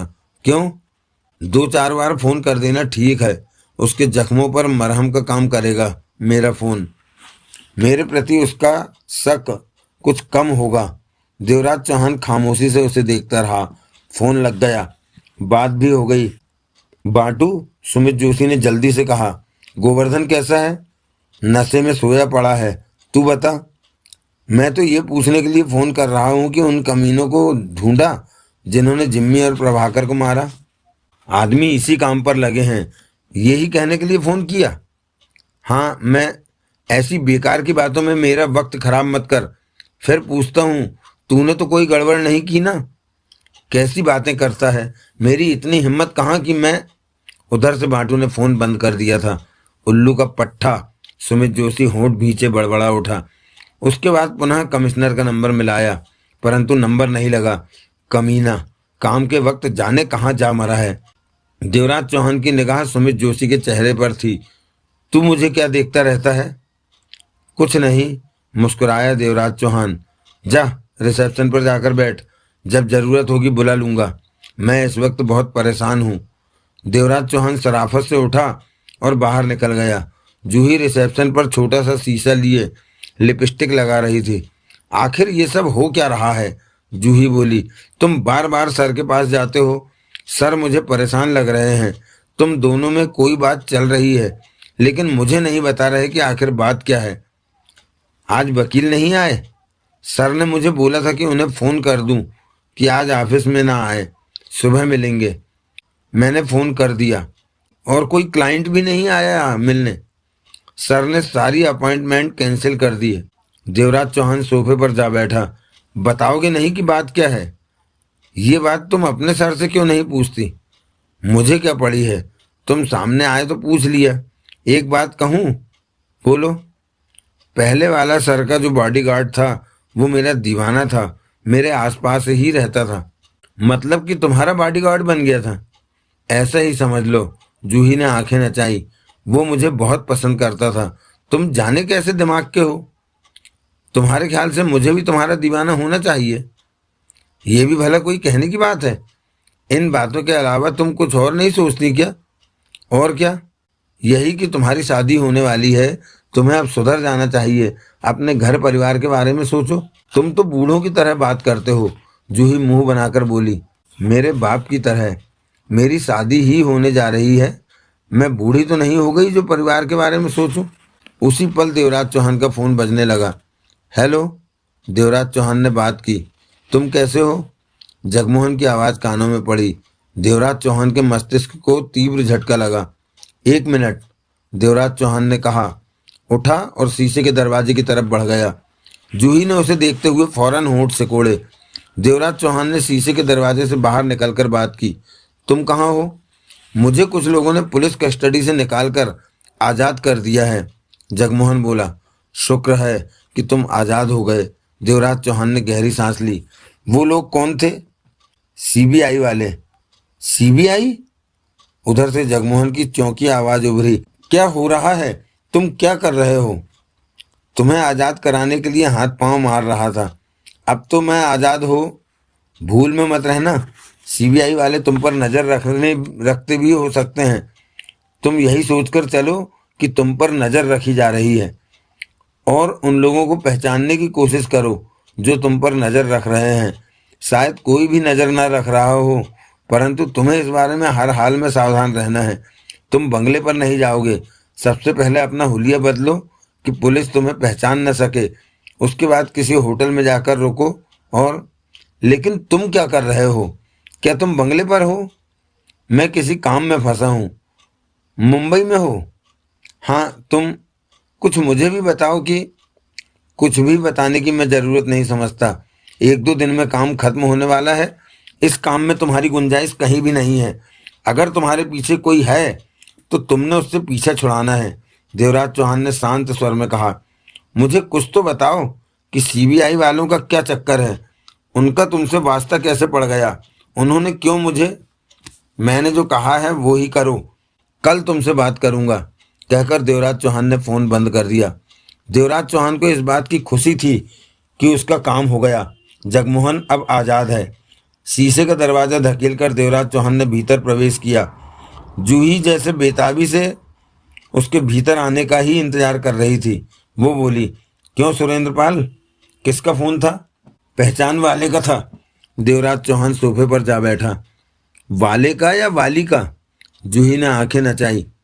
वाले का। देवराज चौहान ने उसे देखा।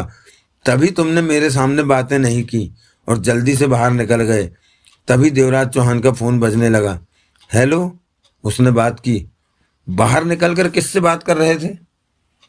रोमेश सिंह की आवाज़ कानों में पड़ी। जगमोहन से। ओह, तो दयाल ने उसे बाहर निकाल दिया। शुक्रिया। अब तू खिसक जाएगा। चिंता मत करो, तुम्हारी इजाज़त लेकर ही जाऊंगा। तुम्हारा काम करके जाऊंगा। हमने अपना वादा निभाया। अब तू भी अपनी बात पूरी कर। वकील के खिलाफ तगड़ा सबूत हमें दे। जरूर, मैं सबूत तलाश करूंगा। हमारे विश्वास को धोखा मत पहुंचाना। तुम मेरे साथ ठीक रहोगे तो मैं भी ठीक रहूंगा। देवराज चौहान ने फोन बंद कर दिया। ये फोन तो वाले का था, जूही बोली। तभी भीतर की तरफ से सुमित जोशी वहां आ पहुंचा। कमिश्नर का फोन मिला? देवराज चौहान ने सामान्य स्वर में पूछा। नहीं, साला मर गया लगता है, सुमित जोशी ने कड़वे स्वर में कहा। आज ही मरना था उसे। सर, जूही बोली, कोई काम नहीं हो तो मैं जाऊं? जोशी ने उसे देखा। सिर दबाना हो तो मैं रुक जाती। नहीं, ऑफिस बंद करो और जाओ। हम भी जा रहे हैं, जोशी कह उठा। ओके सर, कहने के साथ ही जूही ऑफिस बंद करने की तैयारी करने लगी। देवराज चौहान ने सुमित जोशी को देखा। चलें देवराज चौहान, कहते हुए जोशी परेशान हो उठा। हाँ। देवराज चौहान मुस्कुराते हुए उठ खड़ा हुआ। बाहर चलकर हमें देखना चाहिए कि रतनपुरी ने तुम्हारे लिए क्या इंतजाम कर रखे हैं। सुमित जोशी के होंठ भिज गए। जेब से रिवॉल्वर निकालकर उसकी मैगजीन चेक की, फिर बोला, मुझे कुछ नहीं होगा देवराज चौहान। रिवॉल्वर पर इतना भरोसा? मैं हर बार बड़ी से बड़ी मुसीबत से बचता आया हूँ। किस्मत का धनी हूँ मैं, जोशी ने होंठ भींच कर कहा। देखते हैं, देवराज चौहान होंठ सिकोड़कर कह उठा। यहाँ से जाना कहाँ है? घर। कोई काम नहीं था तो घर से आने की जरूरत ही क्या थी? अब क्या मुझे तुम्हारे कहने पर चलना होगा? सुमित जोशी ने तीखी निगाहों से उसे देखा। इस वक्त तुम अपने से ही नाराज लग रहे हो। देवराज चौहान मुस्कुराया। कुछ भी कहो, मैं सच में परेशान हूँ। रतनपुरी ने मुझे ज़्यादा परेशान कर रखा है, कुछ बांटू और गोवर्धन ने, और उधर साले कमिश्नर का भी फ़ोन नहीं मिल रहा। सच बात तो यह है कि रतनपुरी से मुझे कुछ डर लग रहा है। तुम्हें मुंबई छोड़कर भाग जाना चाहिए था। हाँ, मुझे ऐसा ही करना चाहिए था। चलो अब।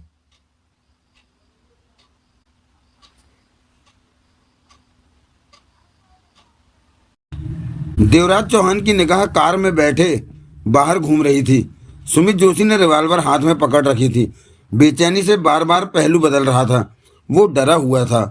मंगल कार को ट्रैफिक के बीच दौड़ा रहा था। शाम हो चुकी थी। कुछ ही देर में अंधेरा हो जाना था। देवराज चौहान देख चुका था कि रोमेश शर्मा कार पर पीछे फासला रखकर आ रहा था। चलते वक्त देवराज चौहान ने जोशी की टेबल के नीचे लगा माइक्रोफोन निकालकर जेब में रख लिया था। ताकि रोमेश सिंह बातें सुन सके।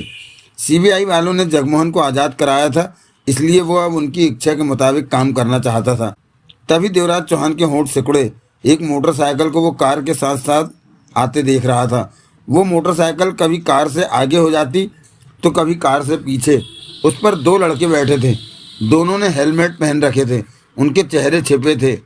देवराज चौहान ने महसूस कर लिया था कि उनकी निगाह कार पर ही है।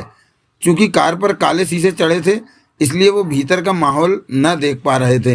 देवराज चौहान जानता था कि रतनपुरी जैसा गैंगस्टर इस तरह 2 लड़कों को नहीं भेजेगा सुमित जोशी को मारने के लिए। वैसे भी उसने कहा था कि वो तगड़ा इंतजाम किए बैठा है। पहले जो 2 लड़के जिम्मी के हाथों मारे गए थे, उनके बारे में भी देवराज चौहान को पूरा विश्वास था कि वो रतनपुरी के भेजे नहीं हैं। स्पष्ट था कि कोई तीसरी पार्टी है जो सुमित जोशी को मार देना चाहती है। देवराज चौहान की निगाह में तीसरी पार्टी एक ही थी, खूबी, सुमित जोशी की 32 वर्षीय बीवी। वो सुमित जोशी की मौत चाहती थी कि 55 साल के पति से छुटकारे के साथ साथ उसकी ढेर सारी दौलत भी मिल सके। उसे भी तो खूबी ने कहा था जोशी को मारने के लिए। खूबी पहले से ही चेष्टा कर रही थी चुपके से जोशी को साफ करने के लिए। पहले वाले दोनों लड़के और ये वाले दोनों लड़के खूबी के भेजे भी हो सकते हैं। देवराज चौहान के सामने एक वही तीसरी पार्टी थी जो जोशी की जान लेना चाहती थी। अब तो खूबी और भी ख्वाहिशमंद होगी सुमित जोशी की मौत के लिए, क्योंकि प्रदीप जोशी परिवार सहित मारा जा चुका था। उसकी भी ढेर सारी दौलत खूबी को मिलनी थी। जोशी की पहली पत्नी के दोनों बच्चों को मिलनी थी। कुल मिलाकर सारी दौलत से खूबी को तीसरा हिस्सा भी मिलता है तो बहुत बड़ी दौलत होगी। ये मोटरसाइकिल वाले लड़के खूबी के भेजे हो सकते हैं। तुम कहाँ खोए हो? सुमित जोशी बेसब्री से बोला। देवराज चौहान ने सुमित जोशी को देखा। रिवाल्वर निकालकर हाथ में ले लो, जैसे कि मैंने ले रखी है, जोशी ने कहा और अपने हाथ में पकड़ी रिवाल्वर दिखाई। वो सच में डरा हुआ था। देवराज चौहान ने उसका मन रखने के लिए रिवाल्वर निकालकर हाथ में ले ली। अभी तक तो सब ठीक है, जोशी ने सूखे होठों पर जीभ फेर कर कहा। आधा रास्ता भी तय नहीं हुआ, अभी सुरक्षित नहीं हो तुम। रतनपुरी क्या सच में आज कुछ करेगा? मुझसे तो उसने ऐसा ही कहा था। तो अभी तक तभी पीछे से कार में एक जबरदस्त टक्कर लगी। भड़ाक, जोरों की आवाज़ उभरी। कार तेजी से आगे जाती कार से जा टकराई। देवराज चौहान और सुमित जोशी आगे की सीटों से जा टकराए। मंगल स्टीयरिंग से जा लगा, परंतु बच गया। कार रुक गई। एक कार आगे थी तो एक पीछे। देवराज चौहान समझ गया कि खतरा सिर पर आ गया है। उसने मोटरसाइकिल वाले लड़कों को देखा। वो दोनों भी एक तरफ रुक गए थे और कार को ही देख रहे थे। सड़क के बीच में कारें खड़ी थी। देवराज चौहान की निगाह तेजी से हर तरफ घूम रही थी। मोटरसाइकिल वाले टक्कर होने पर खुद भी उलझन में नजर आ रहे थे। देवराज चौहान समझ गया कि ये काम मोटरसाइकिल वालों का नहीं है। तभी पीछे से कार आई और बगल में पहुंचकर रुक गई। उसके शीशे पहले से ही नीचे थे। एक कार को चला रहा था, दूसरा पीछे वाली सीट पर गन थामे बैठा था। बचो, देवराज चौहान ने कहा और नीचे झुक गया। सुमित जोशी पूरी तरह घबरा चुका था। रिवाल्वर हाथ में थामे दरवाजा खोलकर बाहर निकला और तेजी से एक तरफ दौड़ पड़ा। देवराज चौहान ने मोटरसाइकिल के पीछे बैठे लड़के को उतरकर तेजी से जोशी के पीछे जाते देखा। उसी पल उस कार से तड़ातड़ फायरिंग होने लगी। देवराज चौहान दांत भींचे पूरी तरह सीट से चिपक गया था। दरवाजे में छेद करती 2-3 गोलियां भीतर आईं, परंतु वो सुरक्षित रहा। देवराज चौहान को अभी भी मोटरसाइकिल वाला याद आ रहा था जो जोशी के पीछे गया था। दोबारा कार पर गोलियां चलाई गईं, परंतु तभी उसे रिवाल्वर की गोली की आवाज़ आई। उसके बाद जैसे उसकी तरफ आने वाली गोलियों की बौछार दूसरी तरफ हो गई। इसी के साथ ही उसे बगल वाली कार के आगे जाने का एहसास हुआ। देवराज चौहान ने सिर उठाकर देखा। उस पर फायरिंग करने वाली कार भाग खड़ी हुई थी। देवराज चौहान ने पीछे देखा तो वहां रोमेश सिंह दिखा। उसी ने फायरिंग वाली कार पर फायर किया था। तभी वो भाग खड़ी हुई। देवराज चौहान होंठ भींचकर उस तरफ दौड़ा जिधर सुमित जोशी और मोटरसाइकिल वाला गया था। सड़क किनारे लोगों की भीड़ थी। अभी कुछ ही आगे गया कि उसे वो लड़का दिखा। उसने अभी भी हेलमेट पहन रखा था। वो अपनी नजरें इधर उधर दौड़ा रहा था। इससे देवराज चौहान को समझते देर न लगी कि जोशी उसके हाथ नहीं लगा। पास पहुंचकर देवराज चौहान ने उसकी बाँह पकड़ ली। उसने चौंक कर देवराज चौहान को देखा। अपनी बाँह छुड़ानी चाहिए। सुमित जोशी कहाँ है? देवराज चौहान ने कठोर स्वर में पूछा। छोड़ो मुझे, उसने गुर्राकर कहा। देवराज चौहान ने उसे हाथ में दबी रिवॉल्वर दिखाई। आसपास के लोग पीछे हटते चले गए। मैं जानता हूँ तुम जोशी के पीछे हो, उसे मारना चाहते हो। तुम्हें खूबी ने कहा है उसे मारने के लिए। वो कुछ अचकचा खस्सा गया। वकील कहाँ है? पता नहीं। उसने झटका देकर बाजू छुड़ाई। वो यहीं कहीं नज़रों से ओझल हो गया। आसपास दुकानें थीं। देवराज चौहान की निगाह हर तरफ गई। इतने में वो लड़का वहां से खिसक गया, या यूं कहें कि देवराज चौहान ने उसे जाने दिया था। इतने में वो देवराज चौहान वहां से जाने के लिए पलटने लगा कि एकाएक ठिठक गया। सामने ही एक दुकान से झांकते सुमित जोशी को उसने देख लिया था। रिवॉल्वर जेब में डालकर देवराज चौहान वहां पहुंचा। चलो यहाँ से, देवराज चौहान बोला। वो हमलावर चले गए हैं। मेरे होते हुए तुम फिक्र ना करो, मेरे साथ आओ। जोशी दुकान से निकला और देवराज चौहान के साथ आगे बढ़ गया। हम कार की तरफ नहीं जा रहे? सुमित जोशी ने घबराए स्वर में पूछा। नहीं, तुम्हारी कार में अब कुछ नहीं बचा। उस पर ढेर सारी गोलियां चली हैं। और मंगल, मैं नहीं जानता वो किस हाल में है। दोनों तेजी से उल्टी दिशा में बढ़ते जा रहे थे। हम कहाँ? तुम यहाँ से सीधा पुलिस स्टेशन जाओ। इस वक्त तुम्हारे पीछे कोई नहीं है। पुलिस को इस हमले के बारे में बताओ, वरना पुलिस तुम्हें ढूंढती तुम्हारे घर पर आ जाएगी। मैं यहाँ से तुम्हारे बंगले पर जा रहा हूँ। तुम मेरे साथ नहीं? मैं देवराज चौहान हूँ, मुझे फंसाओगे क्या? सड़क के किनारे ऑटो खड़ा दिखा। देवराज चौहान ने लगभग जबरदस्ती उसे ऑटो में बैठाया। सीधा पुलिस स्टेशन जाना, पुलिस वाले तुम्हें घर छोड़ देंगे। लेकिन मैं तुम्हें तुम्हारे घर पर मिलूंगा जब तुम आओगे। फिर देवराज चौहान ने ऑटो वाले से कहा, इन साहब को पास के पुलिस स्टेशन ले जाओ। ऑटो जोशी को लेकर वहां से चला गया।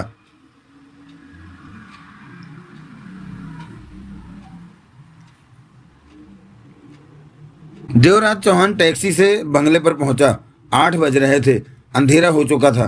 फाटक पर खड़े दरवानों ने उसे भीतर जाने दिया। बंगले के लॉन में 2 नौकर बैठे थे। पोर्च में लाइट जल रही थी। कारें खड़ी थी। देवराज चौहान सीधा हॉल डाइनिंग रूम में पहुंचा। खूबी उसे कहीं भी दिखाई न दी। एक नौकर वहां अवश्य दिखा। मेम साहब कहाँ हैं? देवराज चौहान ने नौकर से पूछा। मालकिन ऊपर अपने कमरे में है, उनसे कहो मैंने उनसे बात करनी है। नौकर ने सिर हिलाया और कोने में रखे इंटरकॉम पर पहुंचकर खूबी से बात करने लगा। 5 मिनट में ही खूबी वहां देवराज चौहान के सामने थी। नौकर चला गया था। मेरे पति कहाँ हैं? खूबी के होठों से पहला सवाल यही निकला। तुम क्या समझती हो कि जरा जरा से लड़के सुमित जोशी की जान ले लेंगे? क्या मतलब? वो चौकी। ज्यादा चालाक मत बनो। पहले भी तुमने 2 लड़कों को अपने पति को मारने की सुपारी दी थी, परंतु वे मारे गए। अब फिर तुमने 2 को पीछे लगा दिया। पैसा कहाँ से दिया उन्हें? खूबी देवराज चौहान को देखती रही। जवाब दो। देवराज चौहान के माथे पर बल पड़े थे। पहले तुम बताओ कि मेरा पति कहाँ है? आ रहा है, पुलिस स्टेशन में है। रतनपुरी ने उस पर हमला किया, किस्मत से बच गया। खूबी ने गहरी सांस ली। तो वो बच गया? पैसा कहाँ से दिया तुमने मोटरसाइकिल वालों को? अभी तो मैंने उन्हें शहद ही चटाया है। पेमेंट देने की बात बाद की थी। देवराज चौहान ने सिगरेट सुलगा ली। थोड़ा सब्र रखो, देवराज चौहान ने गंभीर स्वर में कहा। तुम कुछ मत करो, 1-2 दिन में सुमित जोशी जान गंवा देगा। खूबी की निगाहें देवराज चौहान पर जा टिकी। सच कहते हो? पक्का सच। तुम भी यहाँ, मैं भी यहाँ, देख लेना, देवराज चौहान ने कहा। वो कुछ पल देवराज चौहान को देखती रही, फिर मुस्कुराकर कह उठी, तुम अजीब से हो। तुम ही सब कुछ क्यों नहीं निपटा देते? मेरे से तुम्हें सब कुछ मिलेगा। देवराज चौहान वहां से हटा और गार्ड रूम में आ पहुंचा। पंखा चल रहा था कमरे में। कमीज के बटन खोलकर देवराज चौहान पंखे के नीचे कुर्सी पर जा बैठा। हालातों पर उसका दिमाग दौड़ रहा था। सुमित जोशी का वक्त कम होता जा रहा है। रतनपुरी, बाटू, गोवर्धन, इनमें से कोई उसे कभी भी मार सकता है। अगर वो मुंबई से खिसक जाता तो शायद बच जाता। अब भी वक्त था उसके पास भाग जाने का, परंतु वो जाने से पहले कमिश्नर की सहायता से उसे खत्म करा जाना चाहता था। उसे डर था कि उसके जाने के बाद वो पुलिस के हाथों में या बाटू गोवर्धन के हाथों में पड़ गया तो उसकी सारी पोल पट्टी खोल देगा। बुरा इंसान हमेशा बुरी बातें ही सोचता है, दूसरे को भी बुरा समझता है, और इस वक्त सुमित जोशी अपने ही ख्यालों की वजह से खुद को मुसीबत में डाल रहा था। जोशी को इसी वक्त मुंबई से भाग जाना चाहिए था। समझदार होगा तो अब बंगले पर नहीं आएगा। मोबाइल बजा देवराज चौहान का। हेलो, मैंने तुम्हारी जान बचाई देवराज चौहान। रोमेश सिंह की आवाज़ कानों में पड़ी। वरना उस गनमैन का इरादा कार पर पूरी गन को खाली कर देने का था। मैंने फायर किया तो वो समझा उसे घेरा जा रहा है, भाग निकला वो। मेहरबानी। देवराज चौहान के चेहरे पर छोटी सी मुस्कान उभरी। वकील मजे में है? वो पुलिस के पास है, रिपोर्ट लिखा रहा है। तू उसके खिलाफ सबूत इकट्ठा करके हमें दे। अब तो तेरा जगमोहन आज़ाद हो चुका है। मैं इसी बात की कोशिश कर रहा हूँ। तू कहाँ है? जोशी के बंगले पर। और वकील पुलिस के पास। कभी भी बंगले पर आ सकता है। साले का मुकद्दर तेज है, हर बार बचता जा रहा है। उधर से रोमेश सिंह ने कड़वे स्वर में कहा, इतना मुकद्दर भी तेज नहीं है कि वो बचा ही रहेगा, मरेगा जरूर। बाटू को शक है कि सुमित जोशी ने ही कोई गड़बड़ करके प्रभाकर और जिम्मी को मारा है। वो चैन से नहीं बैठेगा, कोई कदम उठाएगा। कहीं ऐसा ना हो कि वकील मारा जाए, मेरी और दयाल की सारी मेहनत बेकार जाए। वो मारा जाएगा। रोमेश सिंह के गहरी सांस लेने की आवाज़ कानों में पड़ी। कार का ड्राइवर मारा गया होगा? देवराज चौहान ने पूछा। वकील का ड्राइवर? नहीं, जिंदा है। गोलियां कार के पीछे वाले हिस्से की तरफ आई थी। कार का अगला हिस्सा सलामत है। मैं वहीं था जब वहां पुलिस पहुंची। रोमेश सिंह ने कहा। तो मंगल बच गया? अब बंद कर। तू जल्दी से सबूत ढूंढना कि मुझे तुमसे भी ज़्यादा जल्दी है। मैं सोचता हूँ कि वकील को गिरफ्तार कर लूँ। उसकी आवाज़ें तो टेप हैं ही जिनमें उसने अपना जुर्म कबूल कर रखा है। उसके दम पर ही हम वकील की बुरी हालत बना सकते हैं। उधर से रोमेश सिंह ने कहा। फिर? देवराज चौहान मुस्कुरा पड़ा। तुम्हें वकील के खिलाफ कोई ठोस सबूत नहीं मिलेगा। इस तरह की रिकॉर्डिंग को कानून गंभीरता से नहीं लेता। वो खुद बढ़िया वकील है, आसानी से बच निकलेगा। ठीक है, नहीं करता उसे गिरफ्तार। तुम जल्दी से सबूत ढूंढो वकील के खिलाफ। देवराज चौहान ने फ़ोन बंद किया और सिगरेट सुलगा ली। देवराज चौहान जानता था कि सीबीआई वालों के हाथ सुमित जोशी जिंदा नहीं लगने वाला। उससे पहले ही उसका काम हो जाना था, ऐसा देवराज चौहान का विचार था। हालात ही ऐसे थे कि उसे यही सोचने पर मजबूर कर रहे थे। चाय ले लो। नौकर वहां आया। देवराज चौहान ने प्याला थामा। मालिक नहीं आए? नौकर ने पूछा। अभी आ जाएंगे। मालकिन ने बताया कि उन पर जानलेवा हमला हुआ। हाँ, देवराज चौहान ने उसे देखा। किसी की नज़र लग गई है इस घर को। पहले छोटे मालिक और उनका परिवार एक्सीडेंट में मारा गया, अब बड़े मालिक को कोई मार देना चाहता है। भगवान अच्छे लोगों को अपने पास जल्दी बुला लेता है। देवराज चौहान उसे देखता रहा, कहा कुछ नहीं। वो चला गया। चाय के घूंट भरता रहा देवराज चौहान, सोचता रहा। चाय समाप्त की ही थी कि मोबाइल पुनः बजने लगा। दूसरी तरफ जगमोहन था। मैं आम्रपाली होटल में ठहरा हुआ हूँ। उधर से जगमोहन ने कहा। पीछे लगा कोई दिखा? अभी तो नहीं। ध्यान रखो, शायद कोई तुम्हारे पीछे हो। ऐसा कुछ लगे तो मुझे बताना।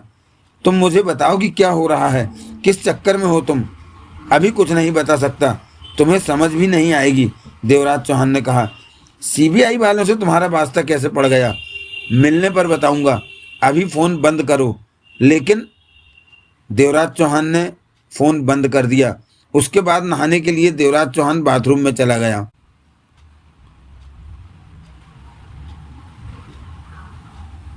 तो दोस्तों, आज की कहानी यहीं पर विराम लेती है। इसके बाद का अगला एपिसोड क्लाइमैक्स एपिसोड होगा। अब उसी में मुलाकात होगी। तब तक के लिए जय हिंद, जय भारत, वंदे मातरम। और हाँ, अपना ध्यान रखिएगा। Thank you.